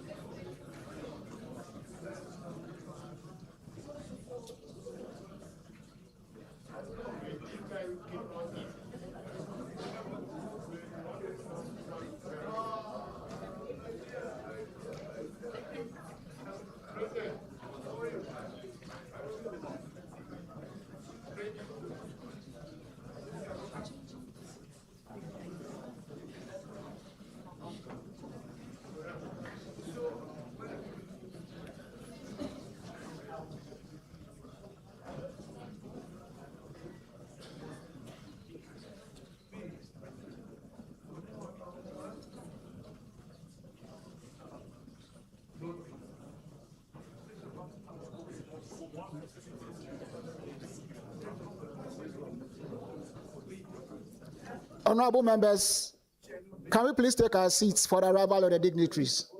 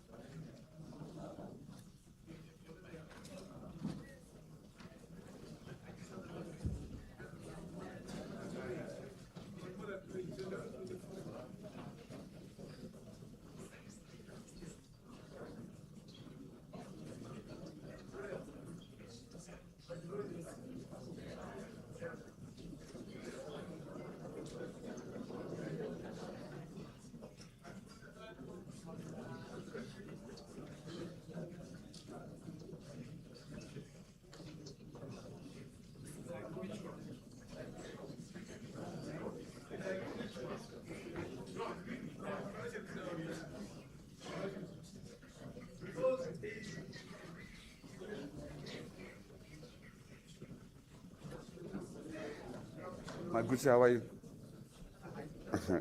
No, these things are fine. Yes.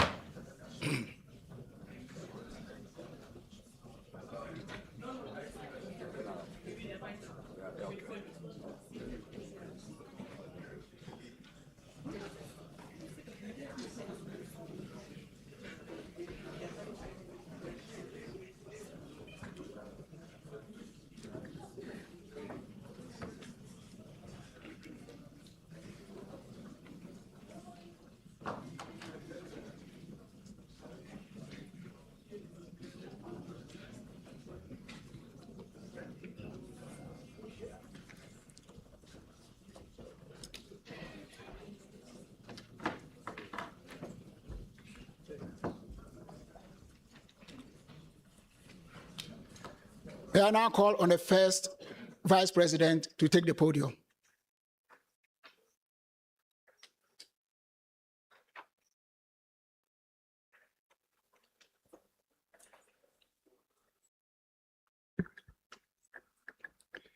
Excellencies, invited guests, Your Excellency, Honorable Nkodo, former President of Pan-African Parliament, Your Excellency Chief Fortune Charambura, former President of Pan-African Parliament, Excellencies, Honorable Members, Your Excellency, Ambassador of Pan-African Parliament, Bridget, Excellencies, all ambassadors accredited in South Africa, Your Excellency, our Minister here, may I respectfully request you to rise and receive our guest of honor, His Excellency Cyril Ramaphosa, President of the Republic of South Africa.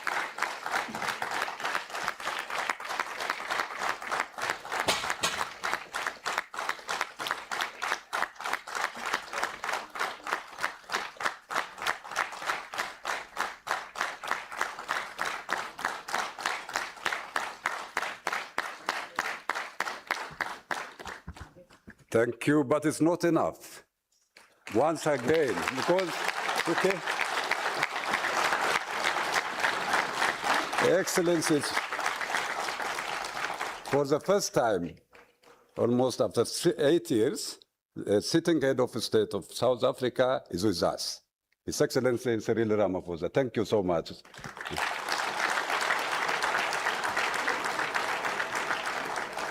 Still, we keep rise to sing the anthem of Republic of South Africa and the African Union.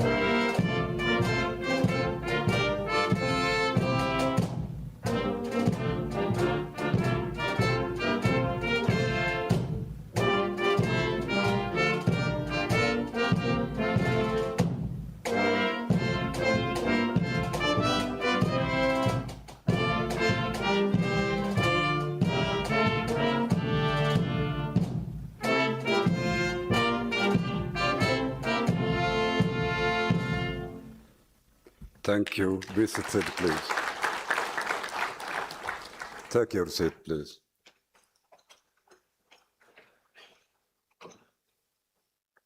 Your Excellency, Cyril Ramaphosa, President of Republic of South Africa, Your Excellency, President Dr. Buttigieg, President of Pan-African Parliament, it's time to invite His Excellency, President Buttigieg, on behalf of Pan-African Parliament Bureau and on behalf of members of Pan-African Parliament, to deliver his speech.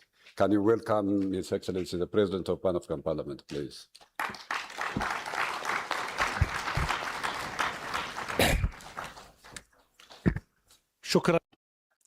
Thank you. Thank you very much, Your Honorable First Vice President of the Bureau of the Pan-African Parliament. Once again, I'd like to thank my colleagues, members of the Pan-African Parliament, and I would like them to give the adequate welcome for His Excellency Ramaphosa, the President of the Pan-African Parliament. South Africa. I would like to convey a salute of honor while standing in front of you to honor the presence of one of the personalities, His Excellency Cyril Ramaphosa, the President of South Africa. I would like to say that, honorable ladies and gentlemen, members of the Pan-African Parliament, distinguished attendees, with all the protocols respected, allow me, before I have the honor of inviting His Excellency to deliver his address, allow me to express on behalf of the Pan-African Parliament and on behalf of the representatives of the people of our continent, our deep gratitude for his gracious presence, and to extend to you all the most sincere and heartfelt welcome in this house of the African people. Your presence among us, Honorable President, today lends the opening of this historic session profound political and symbolic significance, and affirms the standing that the Pan-African Parliament occupies within the institutional architecture of the African Union. It also reflects the commitment of the Republic of South Africa, its leadership, government, and people to supporting the institutions of joint African action and strengthening the role of realizing the aspirations of the people of our continent. Your Excellency, Mr. President, we meet today on land whose name is linked to one of the greatest symbols of freedom and human dignity in the history of humanity, the late leader Nelson Mandela.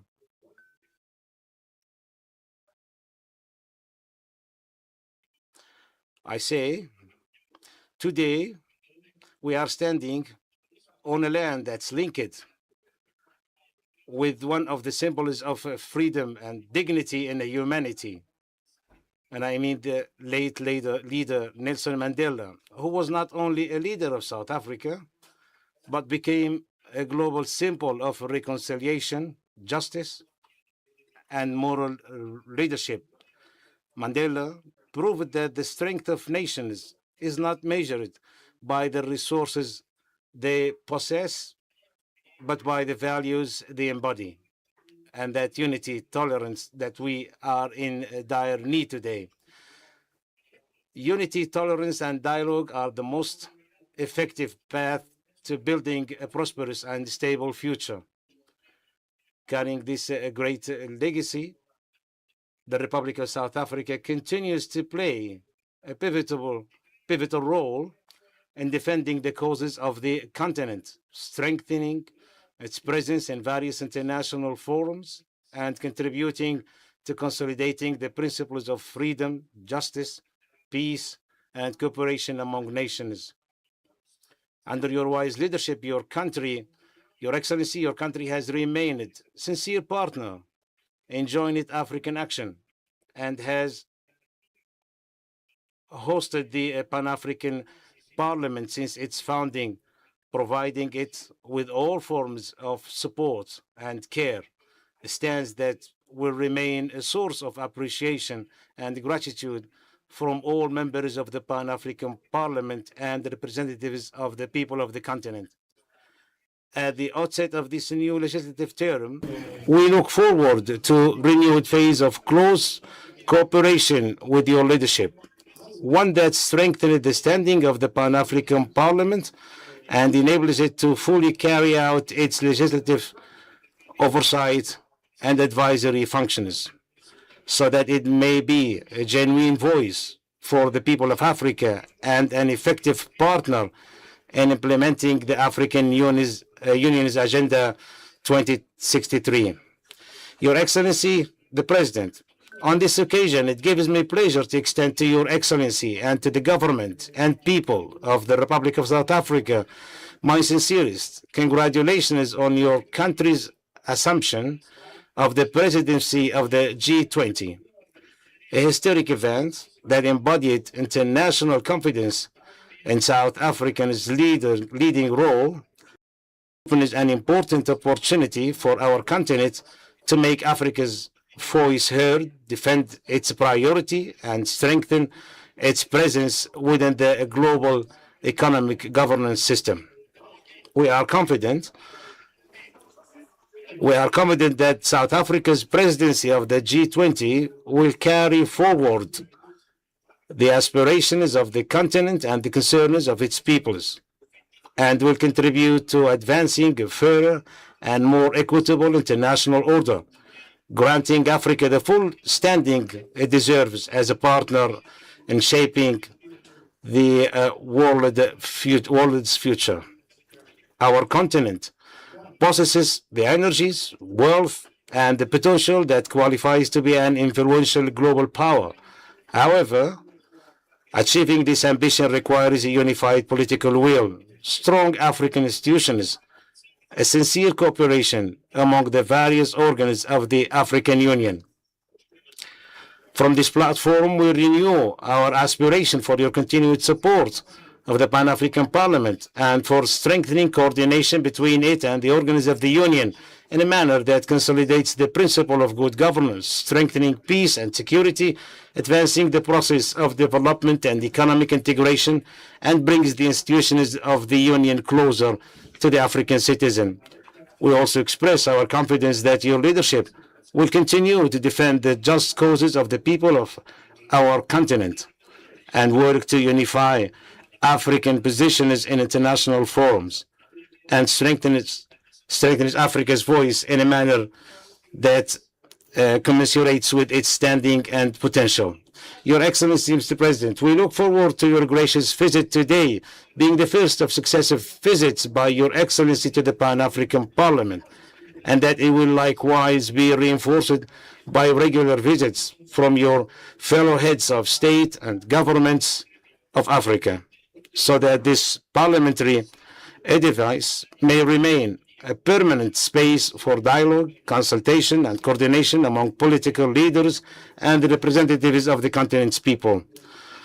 Honorable President, the direct presence of Africa's leaders in the Pan-African Parliament gives our institution renewed political momentum, strengthens standing within the African Union system, and affirms the collective belief that it is an essential partner in continental decision-making in keeping pace with the implementation of Agenda 2063 and in consolidating the values of unity, integration, development, and peace. We are confident that your personal support for this vision will convey a powerful message to all African leaders that the Pan-African Parliament is the home of the continent's peoples, their unifying platform, and their partner in building the Africa we aspire to. To conclude, Your Excellency President, the members of the Pan-African Parliament who represent the diverse peoples of the continent look forward with great interest to hearing your vision on the future of Africa and hear the role of the parliaments in supporting continental integration, and strengthening democracy and development, and translating the aspirations of the Agenda 2063 into tangible achievements felt by African citizens. Once again, Honorable President, it's my honor on behalf of the Pan-African Parliament and on behalf of the representatives of the peoples of Africa to invite Your Excellency to kindly deliver your address in front of the members of the Pan-African Parliament. We thank you and we welcome you.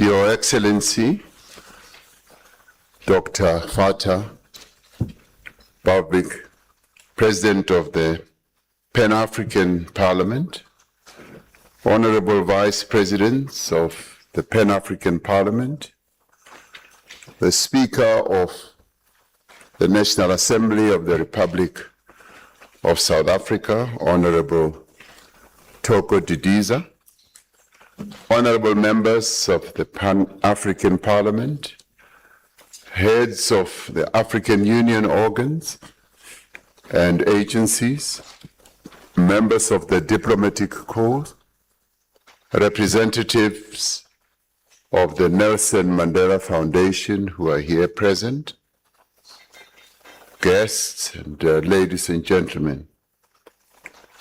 I greet you in the name of the people of South Africa, but I also want to thank you for finally being allowed to come to be present here. I've longed for this opportunity for years, but I've never been allowed to come. So thank you very much.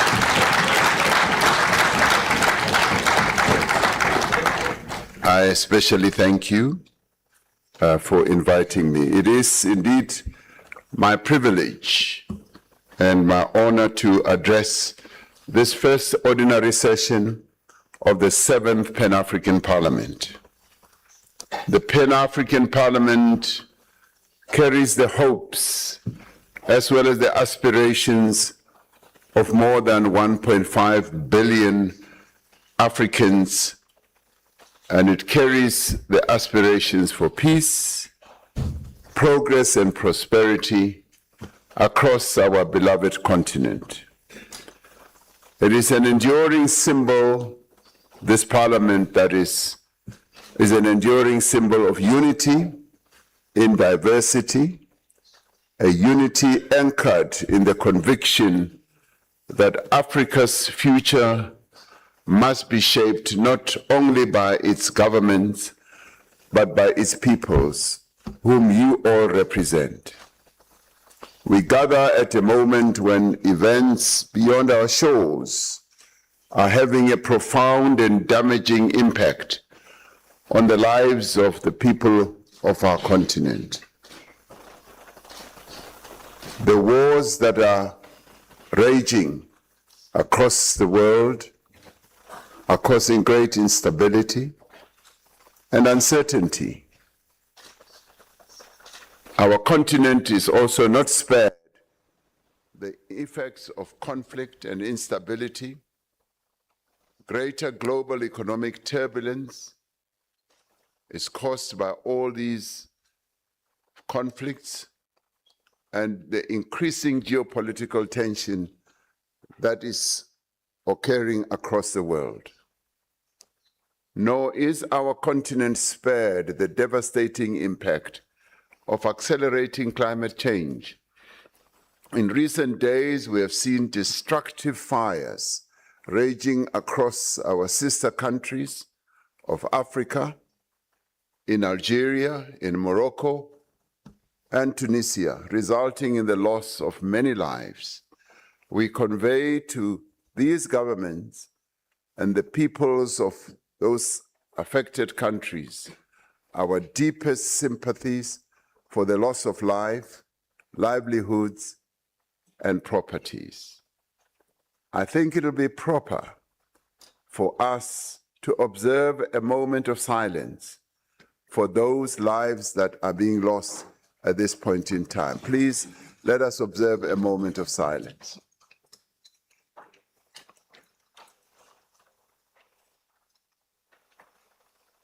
Thank you.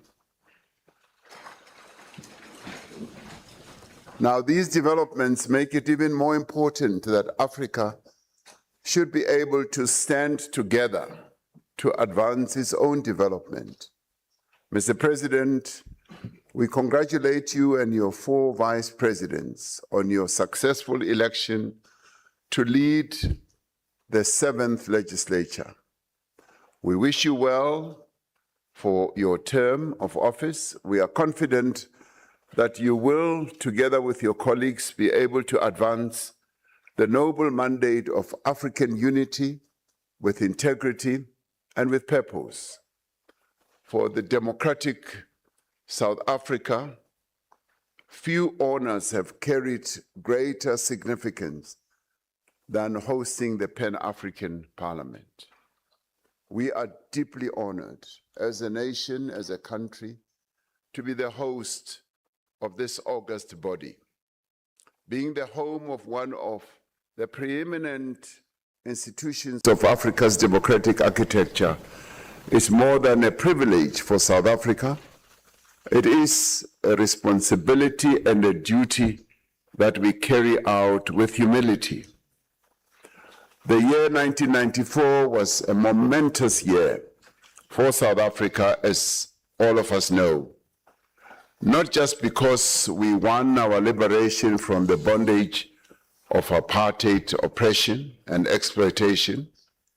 It was also the year that we formally returned to the embrace of the African family of nations, a family that had supported us and stood by us during our struggle for freedom. Just weeks after our first democratic election, South Africa was admitted as the 53rd member state of the Organization of African Unity. Having emerged from decades of apartheid isolation to reclaim our place within the community of African nations, we were and we remain determined to honor Africa's solidarity. In June 1994, the 30th ordinary session of the Assembly of Heads of State and Government of the OAU in Tunis, our nation's founding father, President Nelson Mandela, challenged the nations of Africa to commit to the continent's rebirth. He said, and I quote, "If freedom was the crown which the fighters of liberation sought to place on the head of Mother Africa, let the upliftment, the happiness, the prosperity, and the comfort of her children be the jewel of that crown." Close quotes. 32 years ago, South Africa embraced the responsibility to work for Africa's upliftment. Our commitment to do so has not wavered. It has not weakened, and in fact, it has strengthened over the years. South Africa has sought to be more than a mere signatory of the instruments of Africa's unity.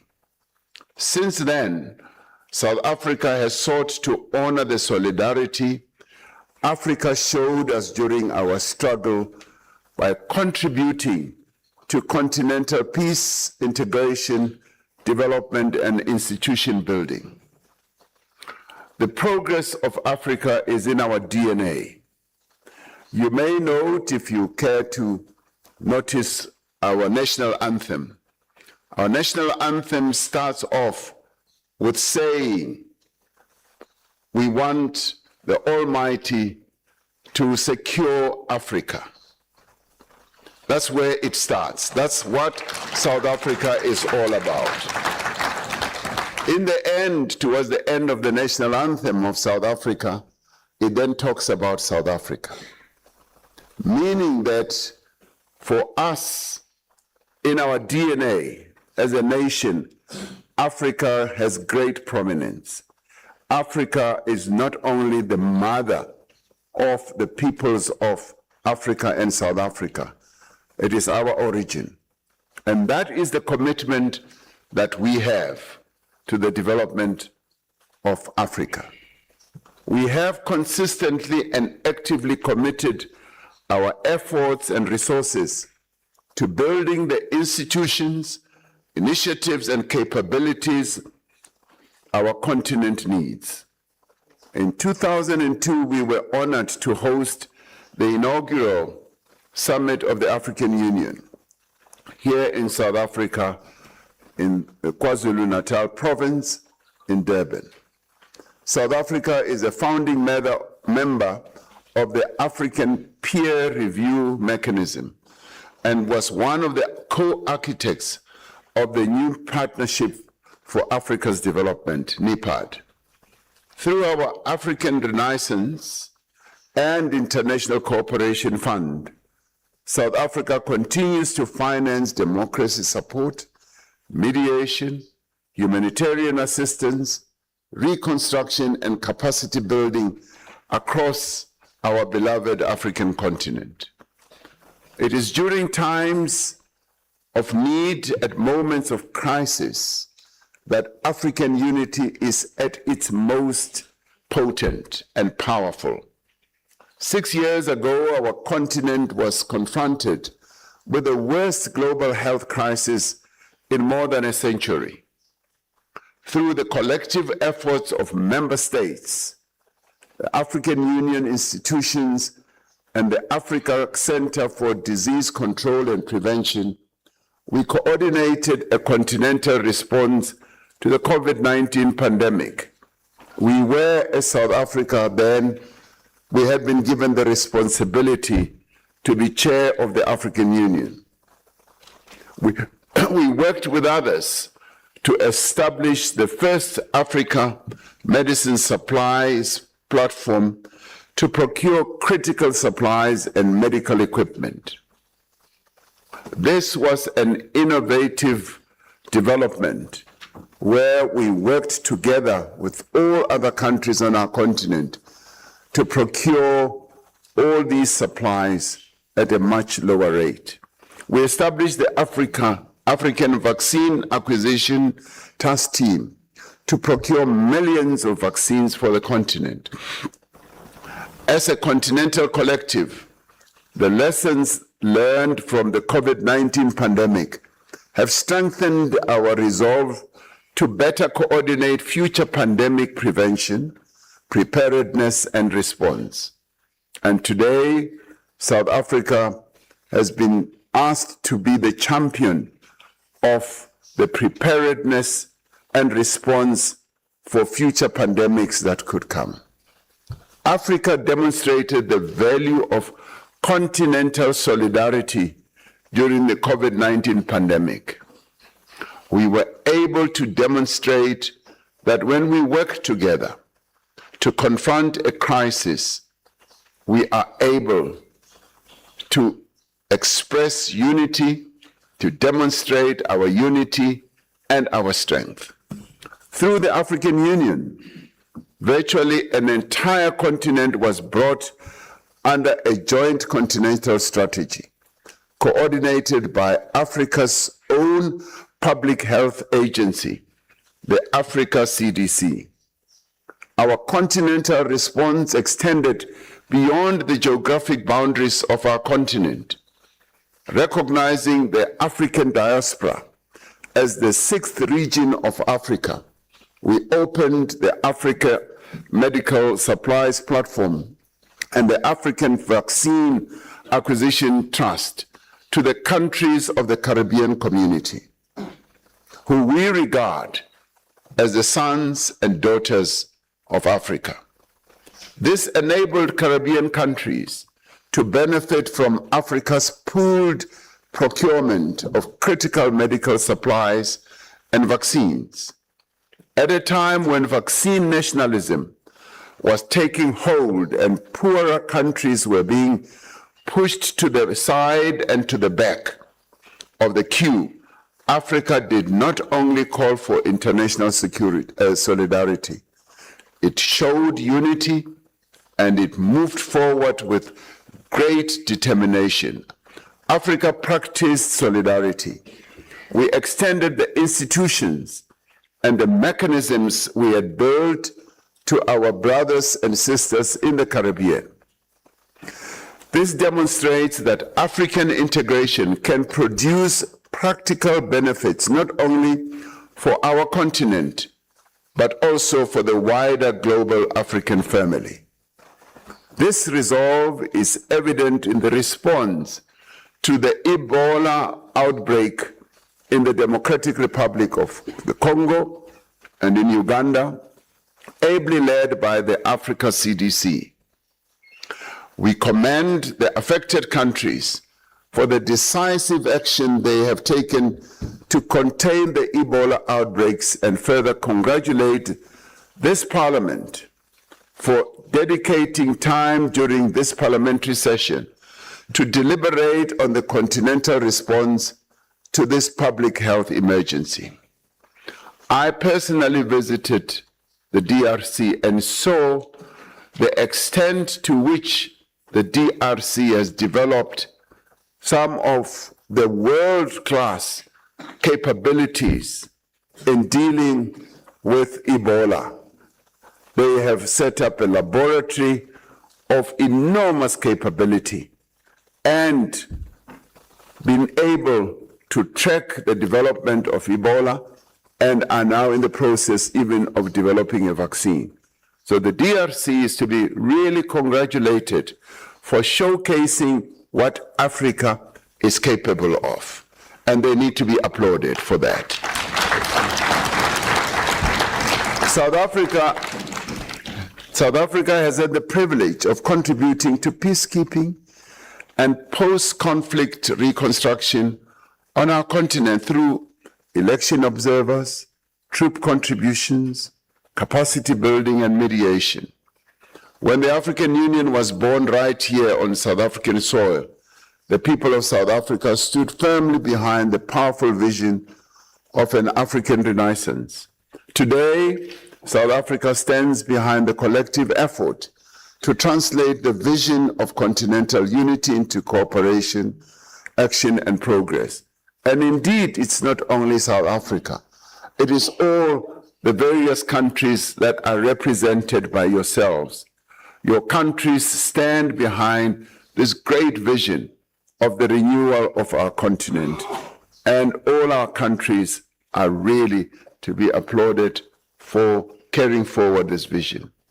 This historical arc, this continuity of purpose, is testament to our enduring commitment to the African agenda. Now, by hosting this Pan-African Parliament and through our humble contribution to African unity, to integration, to peace and security, we affirm our profound conviction that South Africa's future is inseparable from the future of our beloved African continent.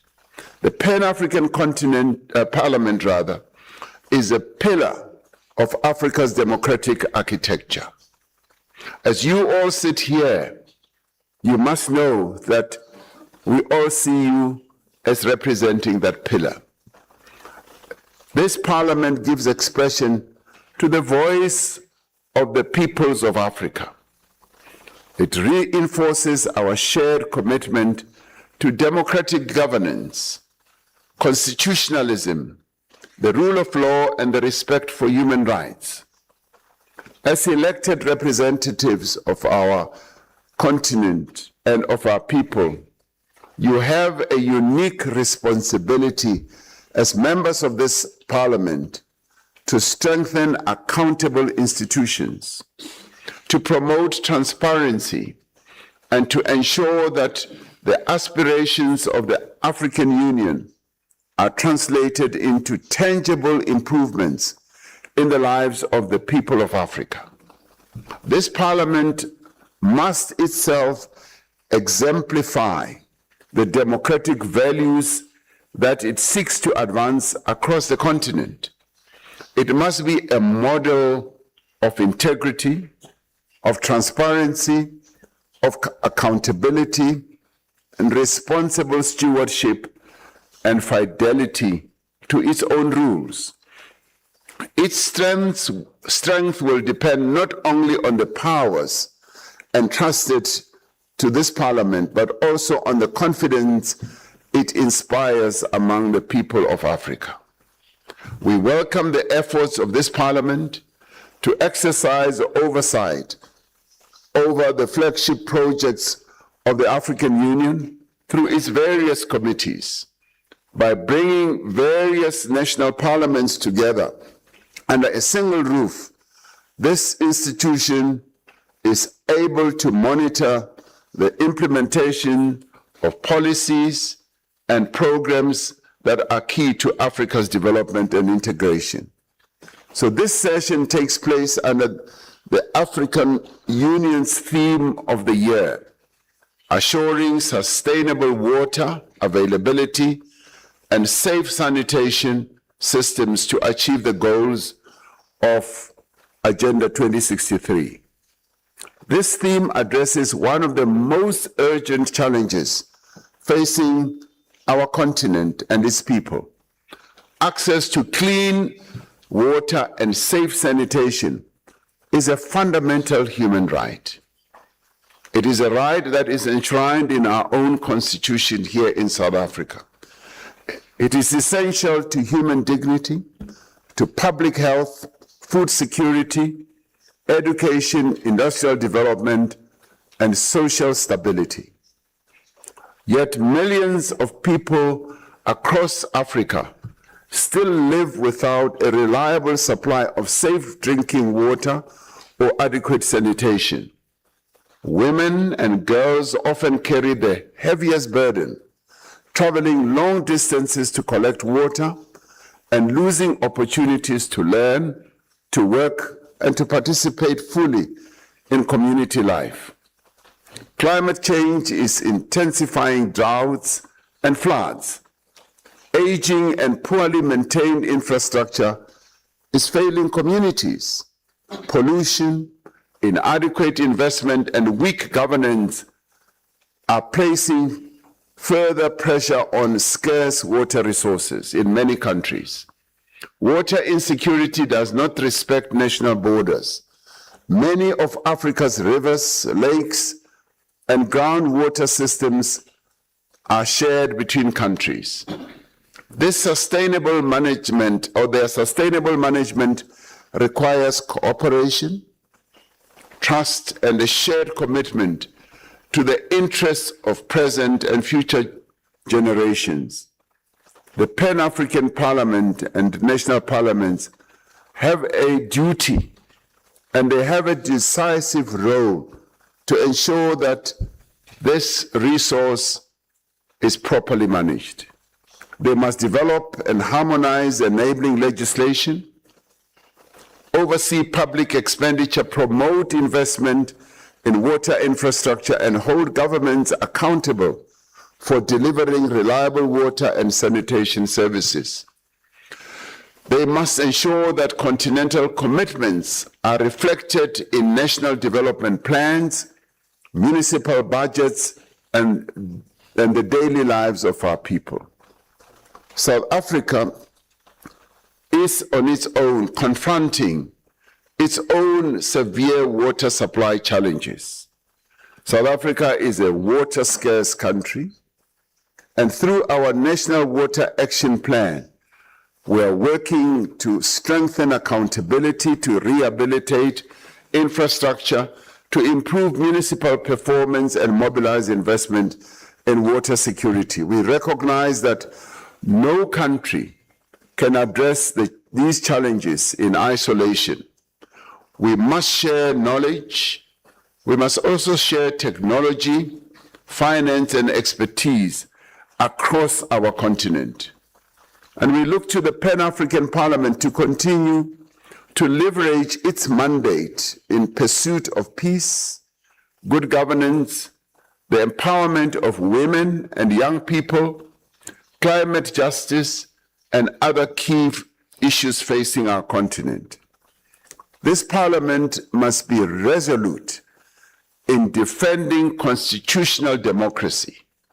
It must speak clearly against unconstitutional changes of government, unlawful extension of political tenure, the weakening of democratic institutions, and the misuse of public resources.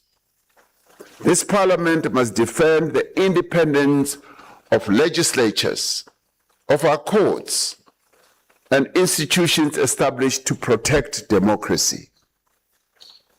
Democratic governance is not an abstract ideal. It is essential for peace, development, and the confidence of the citizens of this continent, particularly confidence in the institutions that are meant to serve them. As the voice of all Africa's peoples, this Pan-African Parliament is a strident voice in support of multilateralism, of international law, and the peaceful resolution of disputes. That voice must be heard loud and clear, coming from this institution. Africa must speak with one voice on the reform of the institutions of global governance and the global financial architecture, so that they are more representative, they are more equitable, and responsive to the needs of emerging economies. One of the most significant tasks of this Pan-African Parliament is in this era is to provide guidance to the putting into effect of the African Continental Free Trade Area. The African Continental Free Trade Area is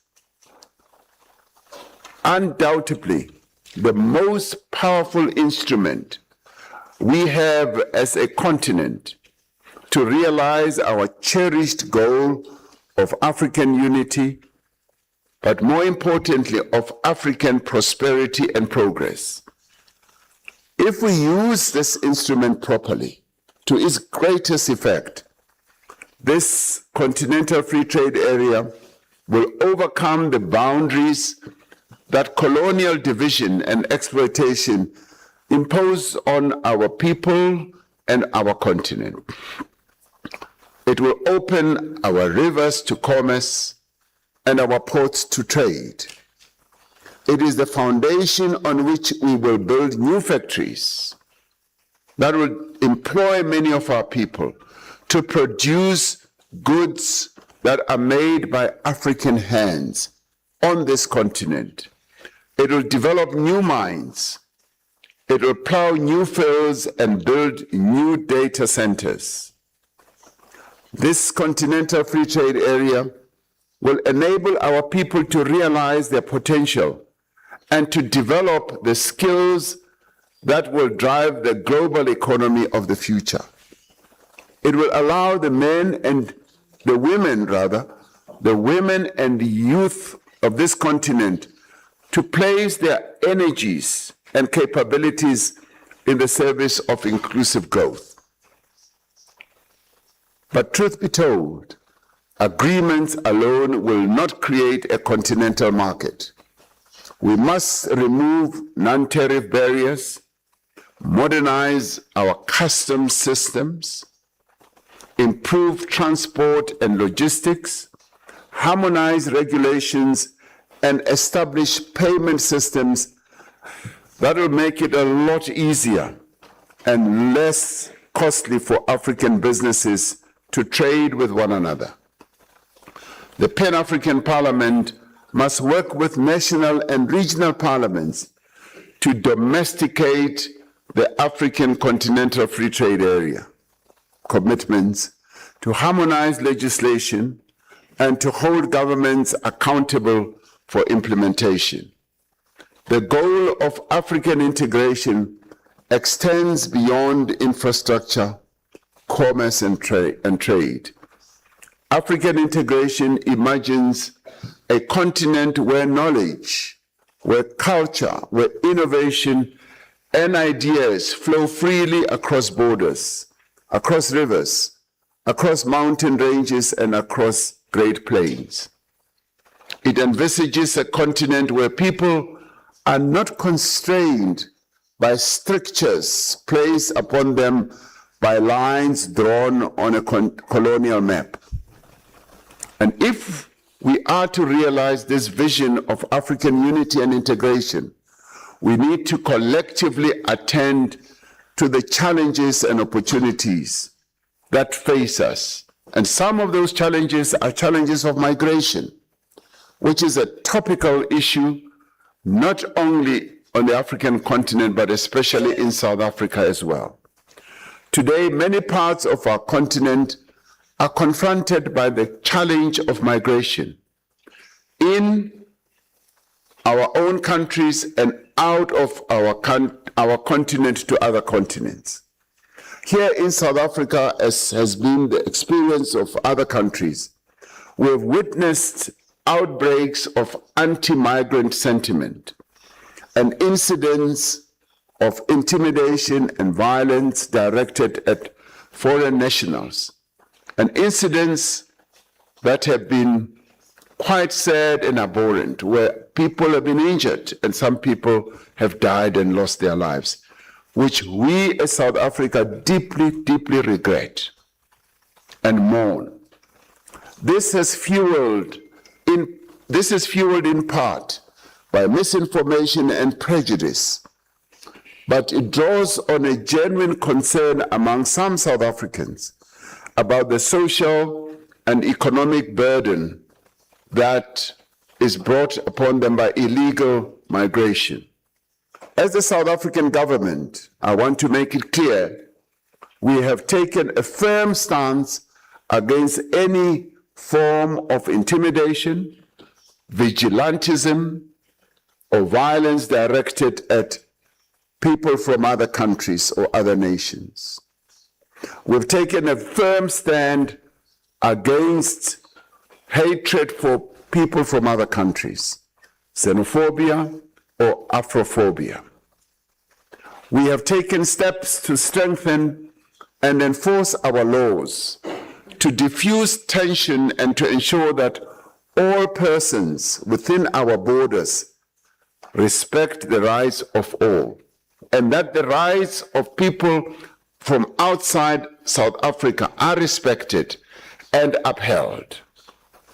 Migration itself is an essential part of the African story. Throughout history, across every continent, people have moved in search of opportunity or safety, and they will continue to do so. We must not conflate lawful migrants, refugees, and asylum seekers with people who enter or remain in countries in violation of immigration laws. Nor should migrants or people from outside the country be made to be scapegoats for unemployment, crime, or shortcomings in the delivery of public services. Our response must combine firm, fair, and effective immigration management with an unwavering defense of human dignity and the rule of law. Our task is to ensure that migration is managed in a manner that affirms the rights and dignity of all people, that respects international conventions, and that advances social cohesion and the unity of Africans as a whole. And this is where we also say that we need to work together, and we call upon various countries on our continent to work with us to address this challenge. South Africa cannot solve this challenge alone. It needs to work together with its sister countries and with the peoples of our continent to address this problem. We have seen how unmanaged migration can undermine the sovereignty, the security and social order of countries, not only South Africa, but many other countries. As African countries, we have to acknowledge and address the conditions that drive migration in the first place. We need to work together, as I said, to address issues like conflict, instability, governance failures, poverty, and social discord. We need to create equal economic opportunities across the African continent. But we also need to silence the guns, which is a very clear and firm position that has been taken by the African Union. We need to build inclusive institutions of governance. We must work for a future where Africans are able to migrate out of choice and not necessity. And we call on this Pan-African Parliament to take up the mantle of leadership, to be at the forefront of finding sustainable solutions to this issue. When I met the members of the Bureau before coming to this open session, they said, Mr. President, will you articulate what this Parliament should do in addition to what it is called upon to do? And it is this. This is this issue of migration that this Parliament must give leadership to. This Parliament must address this issue in a way that brings us all together, to work together.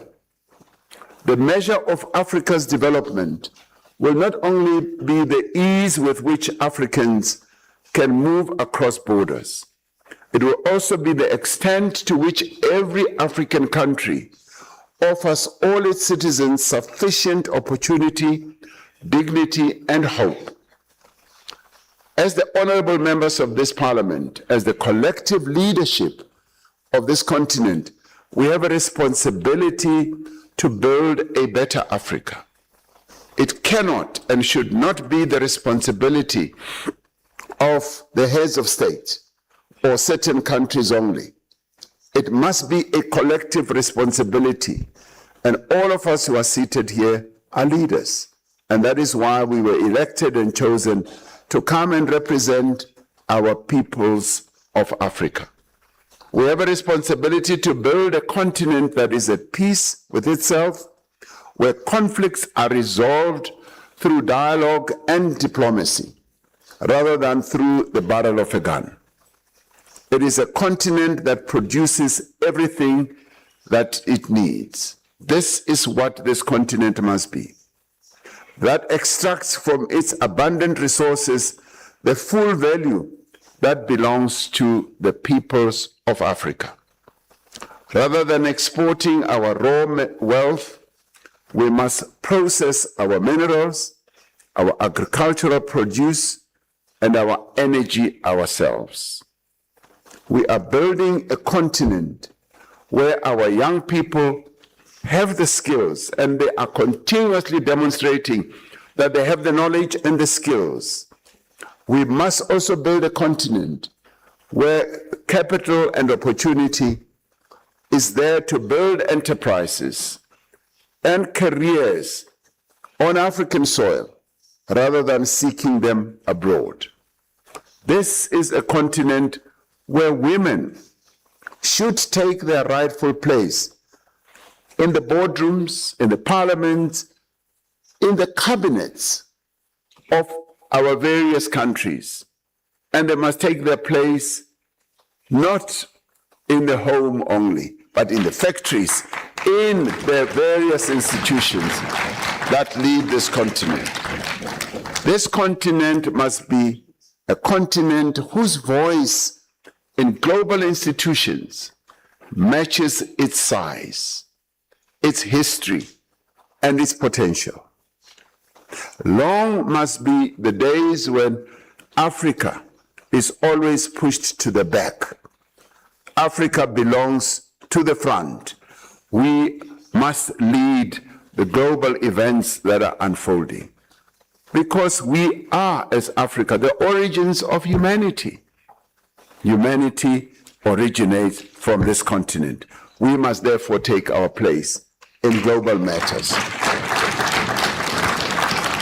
And to do so, we must have a common voice, one voice that is powerful and resolute on the reform of the United Nations Security Council, on the international financial architecture, and in the councils that set the rules of trade, climate, and technology. Now, to build this Africa, we must translate the agreements we have signed into the laws, institutions, and resources that give life to these agreements. But this Parliament must also be given the legislative powers that it requires. Now, yes, the Malabo Protocol was passed. It has not yet been ratified by many countries. And I will call upon my own country and many other countries to ratify this protocol, so that you must not be members of a toy telephone. You must be a parliament that really delivers. A parliament that regulates, that seeks to regulate the various continental matters that affect the peoples of Africa. And of course, many people fear that you will replace their own national parliaments. And I don't believe so. You should be able to function as the parliament of our continent in consultation and in cooperation and collaboration with our national parliaments. Too many of our continental commitments remain aspirations on paper. We must invest in our people, in education, in health and skills, so that our demographic strength, and it is a huge strength, of 1.5 billion people going to rise to a much bigger number. And this strength must become a dividend and not a burden. We must connect our continent with the roads, with railways, with ports, energy grids, and digital infrastructure that allow goods, capital, data, and people to move freely. We must strengthen the institutions of this union, of our African Union, so that they have the authority and resources and political support to act on matters of peace, security, health, and development and trade. And we must remain united. Africa's story teaches us that division has long been the instrument through which others have sought to shape our destiny. A united Africa shapes its own destiny. The success of this seventh legislature, this seventh parliament, will not be measured only by the debates that you hold or the resolutions that you will adopt. It will be measured by the laws that it helps to shape, the commitments it helps to implement, and the difference it makes in the daily lives of the people of Africa. History will judge us not by the speeches that we deliver, but by the Africa we build. Yes, that is so. So let this parliament be the conscience of our continent.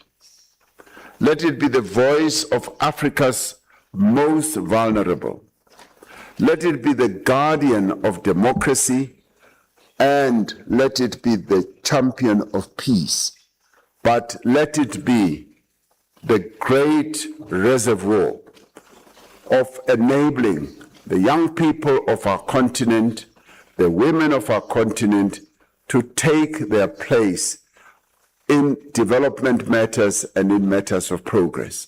So this parliament, therefore, has a great responsibility. And let me say, we are there to work with you, to support you, and to enable you to execute your tasks. Mr. President and Vice Presidents, I thank you for giving me this opportunity.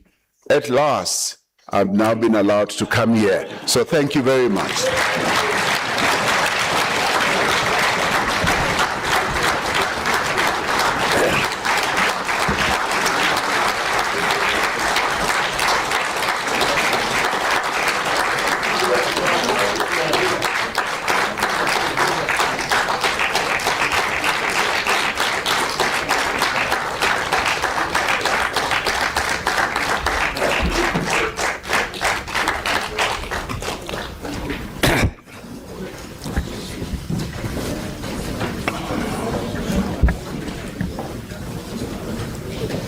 زميلاتي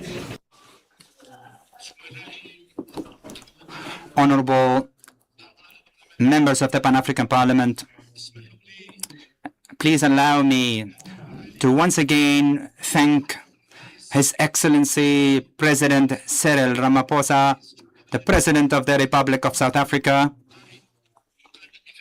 a leader, one of the leaders of Africa, for this great speech and motivated address and a roadmap for this parliament that represents the voice of the African people.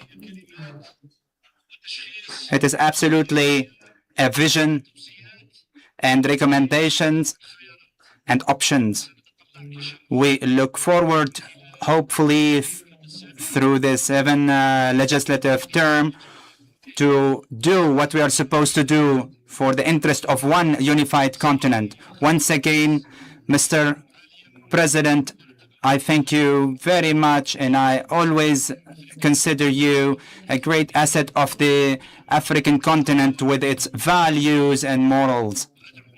And once again, call up on behalf of the Bureau, I call upon Honorable Dr. Member of the Bureau of the Pan-African Parliament, First Vice President, Honorable Gayo, to deliver the vote of thanks for His Excellency the President.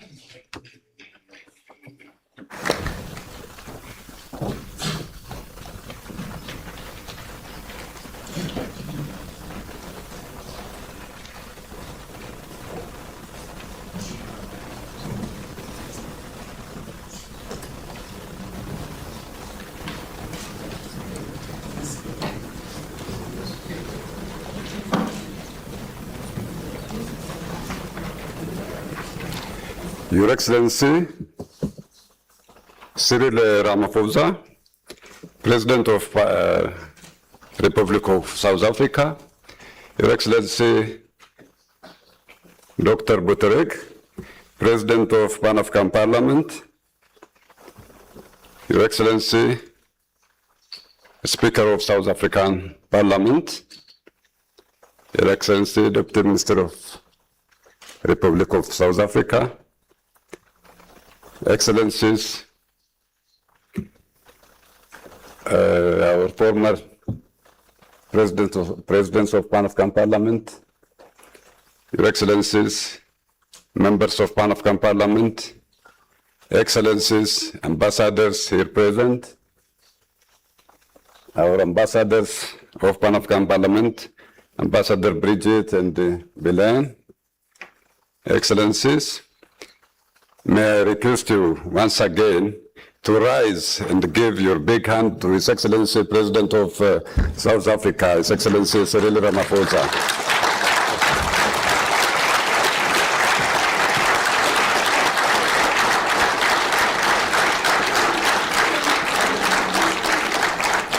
Thank you very much. Be seated. Excellencies, during our stay in our holding room with His Excellency President Ramaphosa, and during his speech, when he addressed his guest house, His Excellency committed to work with Pan-African Parliament in the best interest of the Parliament. Among others, the President committed to assist Pan-African Parliament to have legislative power. As he said, he will champion that even Malabo Protocol was not ratified. It's not ratified in many countries. His Excellency will champion that one, and he is committed.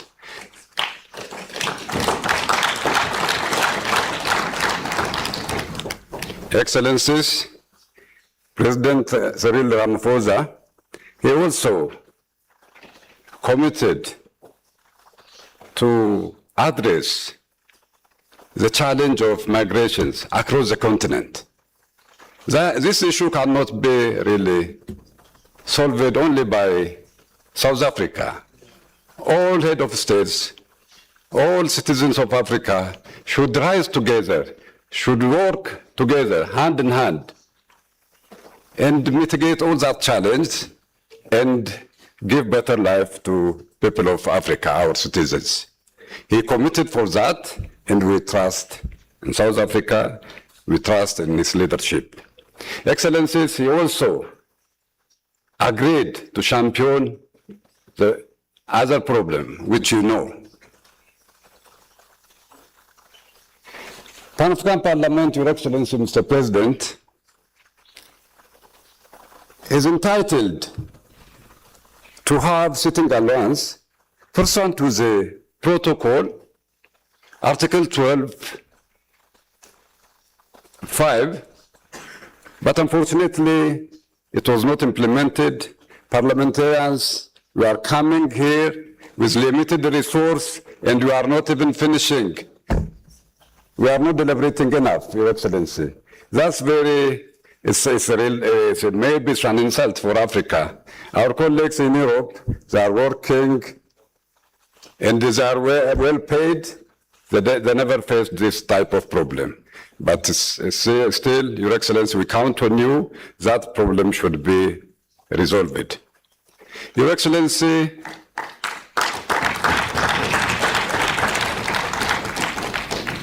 we have also some gray area, I would say. In host agreement, it cannot be, of course, at that level. We hope it will be resolved, and that will be under your supervision.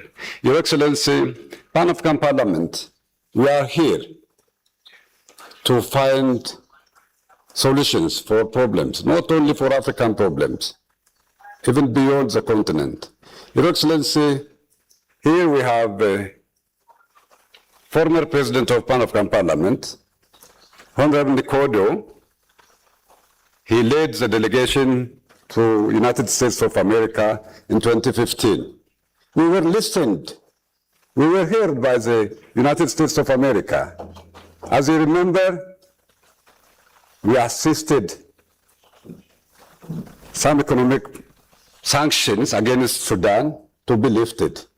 And this time we think it's high time for this parliament to step up and to mediate the problem between United States of America and Africa. Excellencies, we count on the negotiation skill of President Trump and also wisdom of South Africa, your leadership. Pan-African Parliament, we are well positioned to do that job. Our President, His Excellency, from the first day, President Buttigieg, he brought this agenda to the Bureau, to the attention of the Bureau. The Bureau resolved to work in that area and to find solution. Neither South Africa nor America asked us to do the job. But we believe in Pan-African Parliament it's our responsibility to do this job. And we'll do it, Your Excellency, and we seek for your cooperation and also guidance. Excellencies, ladies and gentlemen, Pan-African Parliament, since establishment, we are here. We were always supported by the leadership of South Africa. We were always together with them during our session here. It is my pleasure to thank the leadership of DIRCO, who were always with us, who helped us.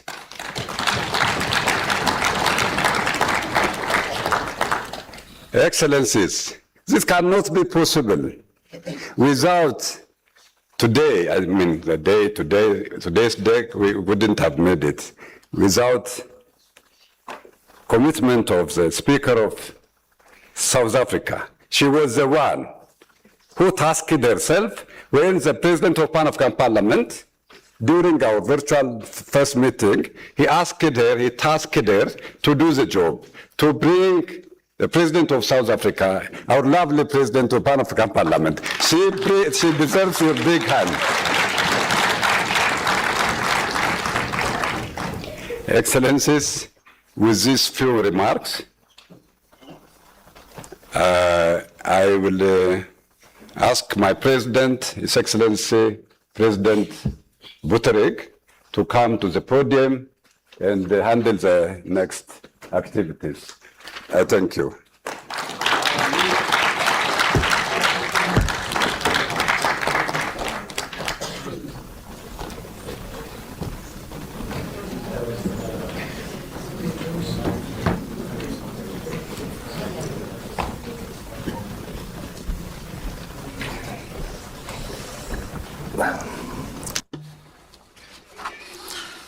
Honorable attendees, Your Excellencies, the honorable members of the Pan-African Parliament, members of the Bureau, I'd like you to allow me to express in the name of the Pan-African Parliament and request kindly from His Excellency, the President of the Republic of South Africa, His Excellency Ramaphosa, to come so we can honor him for all the efforts that he's carrying out to develop the continent of Africa, and in order to raise the awareness among the African people, and as well as a reward to all the services that he has been doing to the African people and continent. So kindly, I'd like you to ask you to rise up so we can, as a Bureau, honor him as a president. Thank you very much.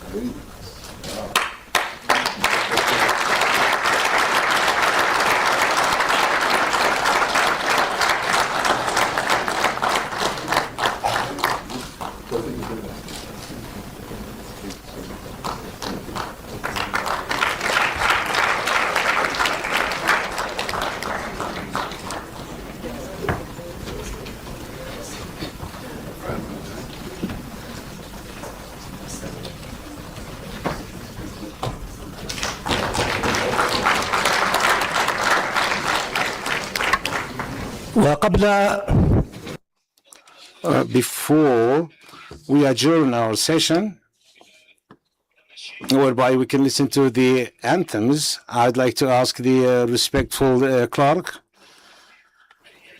to say if there are any announcements for the session. Thank you very much. You have the floor, clerk.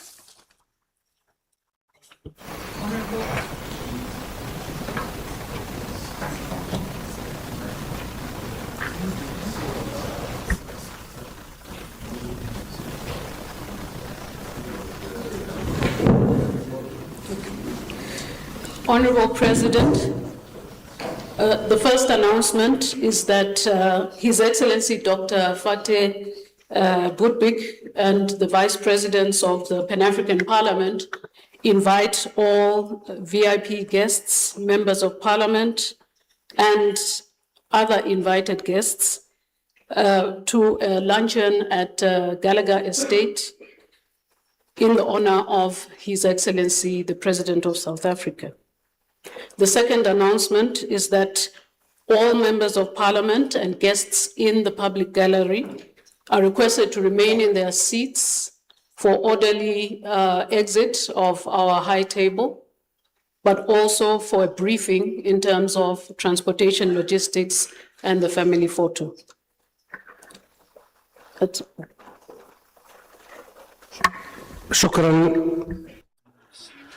Thank you, respectful Madam Speaker of the Pan-African Parliament. At the end, honorable members of PAP, we have reached the end of our session, which is the opening ceremony of the session. Therefore, we will adjourn our session today, Tuesday, 28th of July, 2026. Before we adjourn the session, we will listen to the national anthem of the Republic of South Africa, and afterwards we will listen to the anthem of the African Union. Thank you.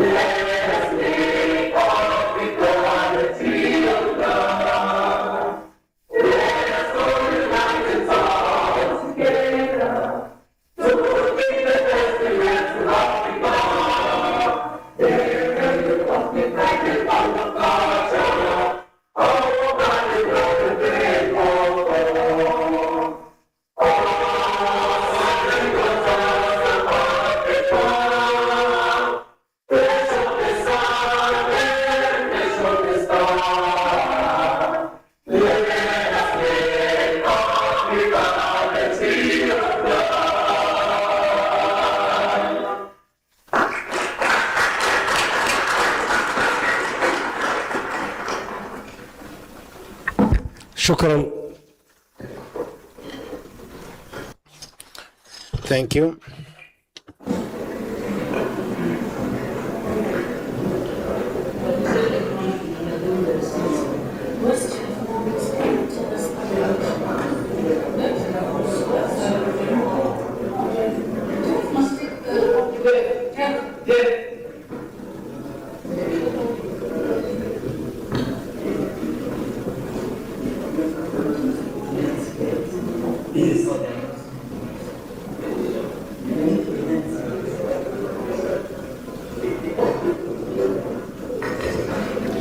Honorable members, just 1 second.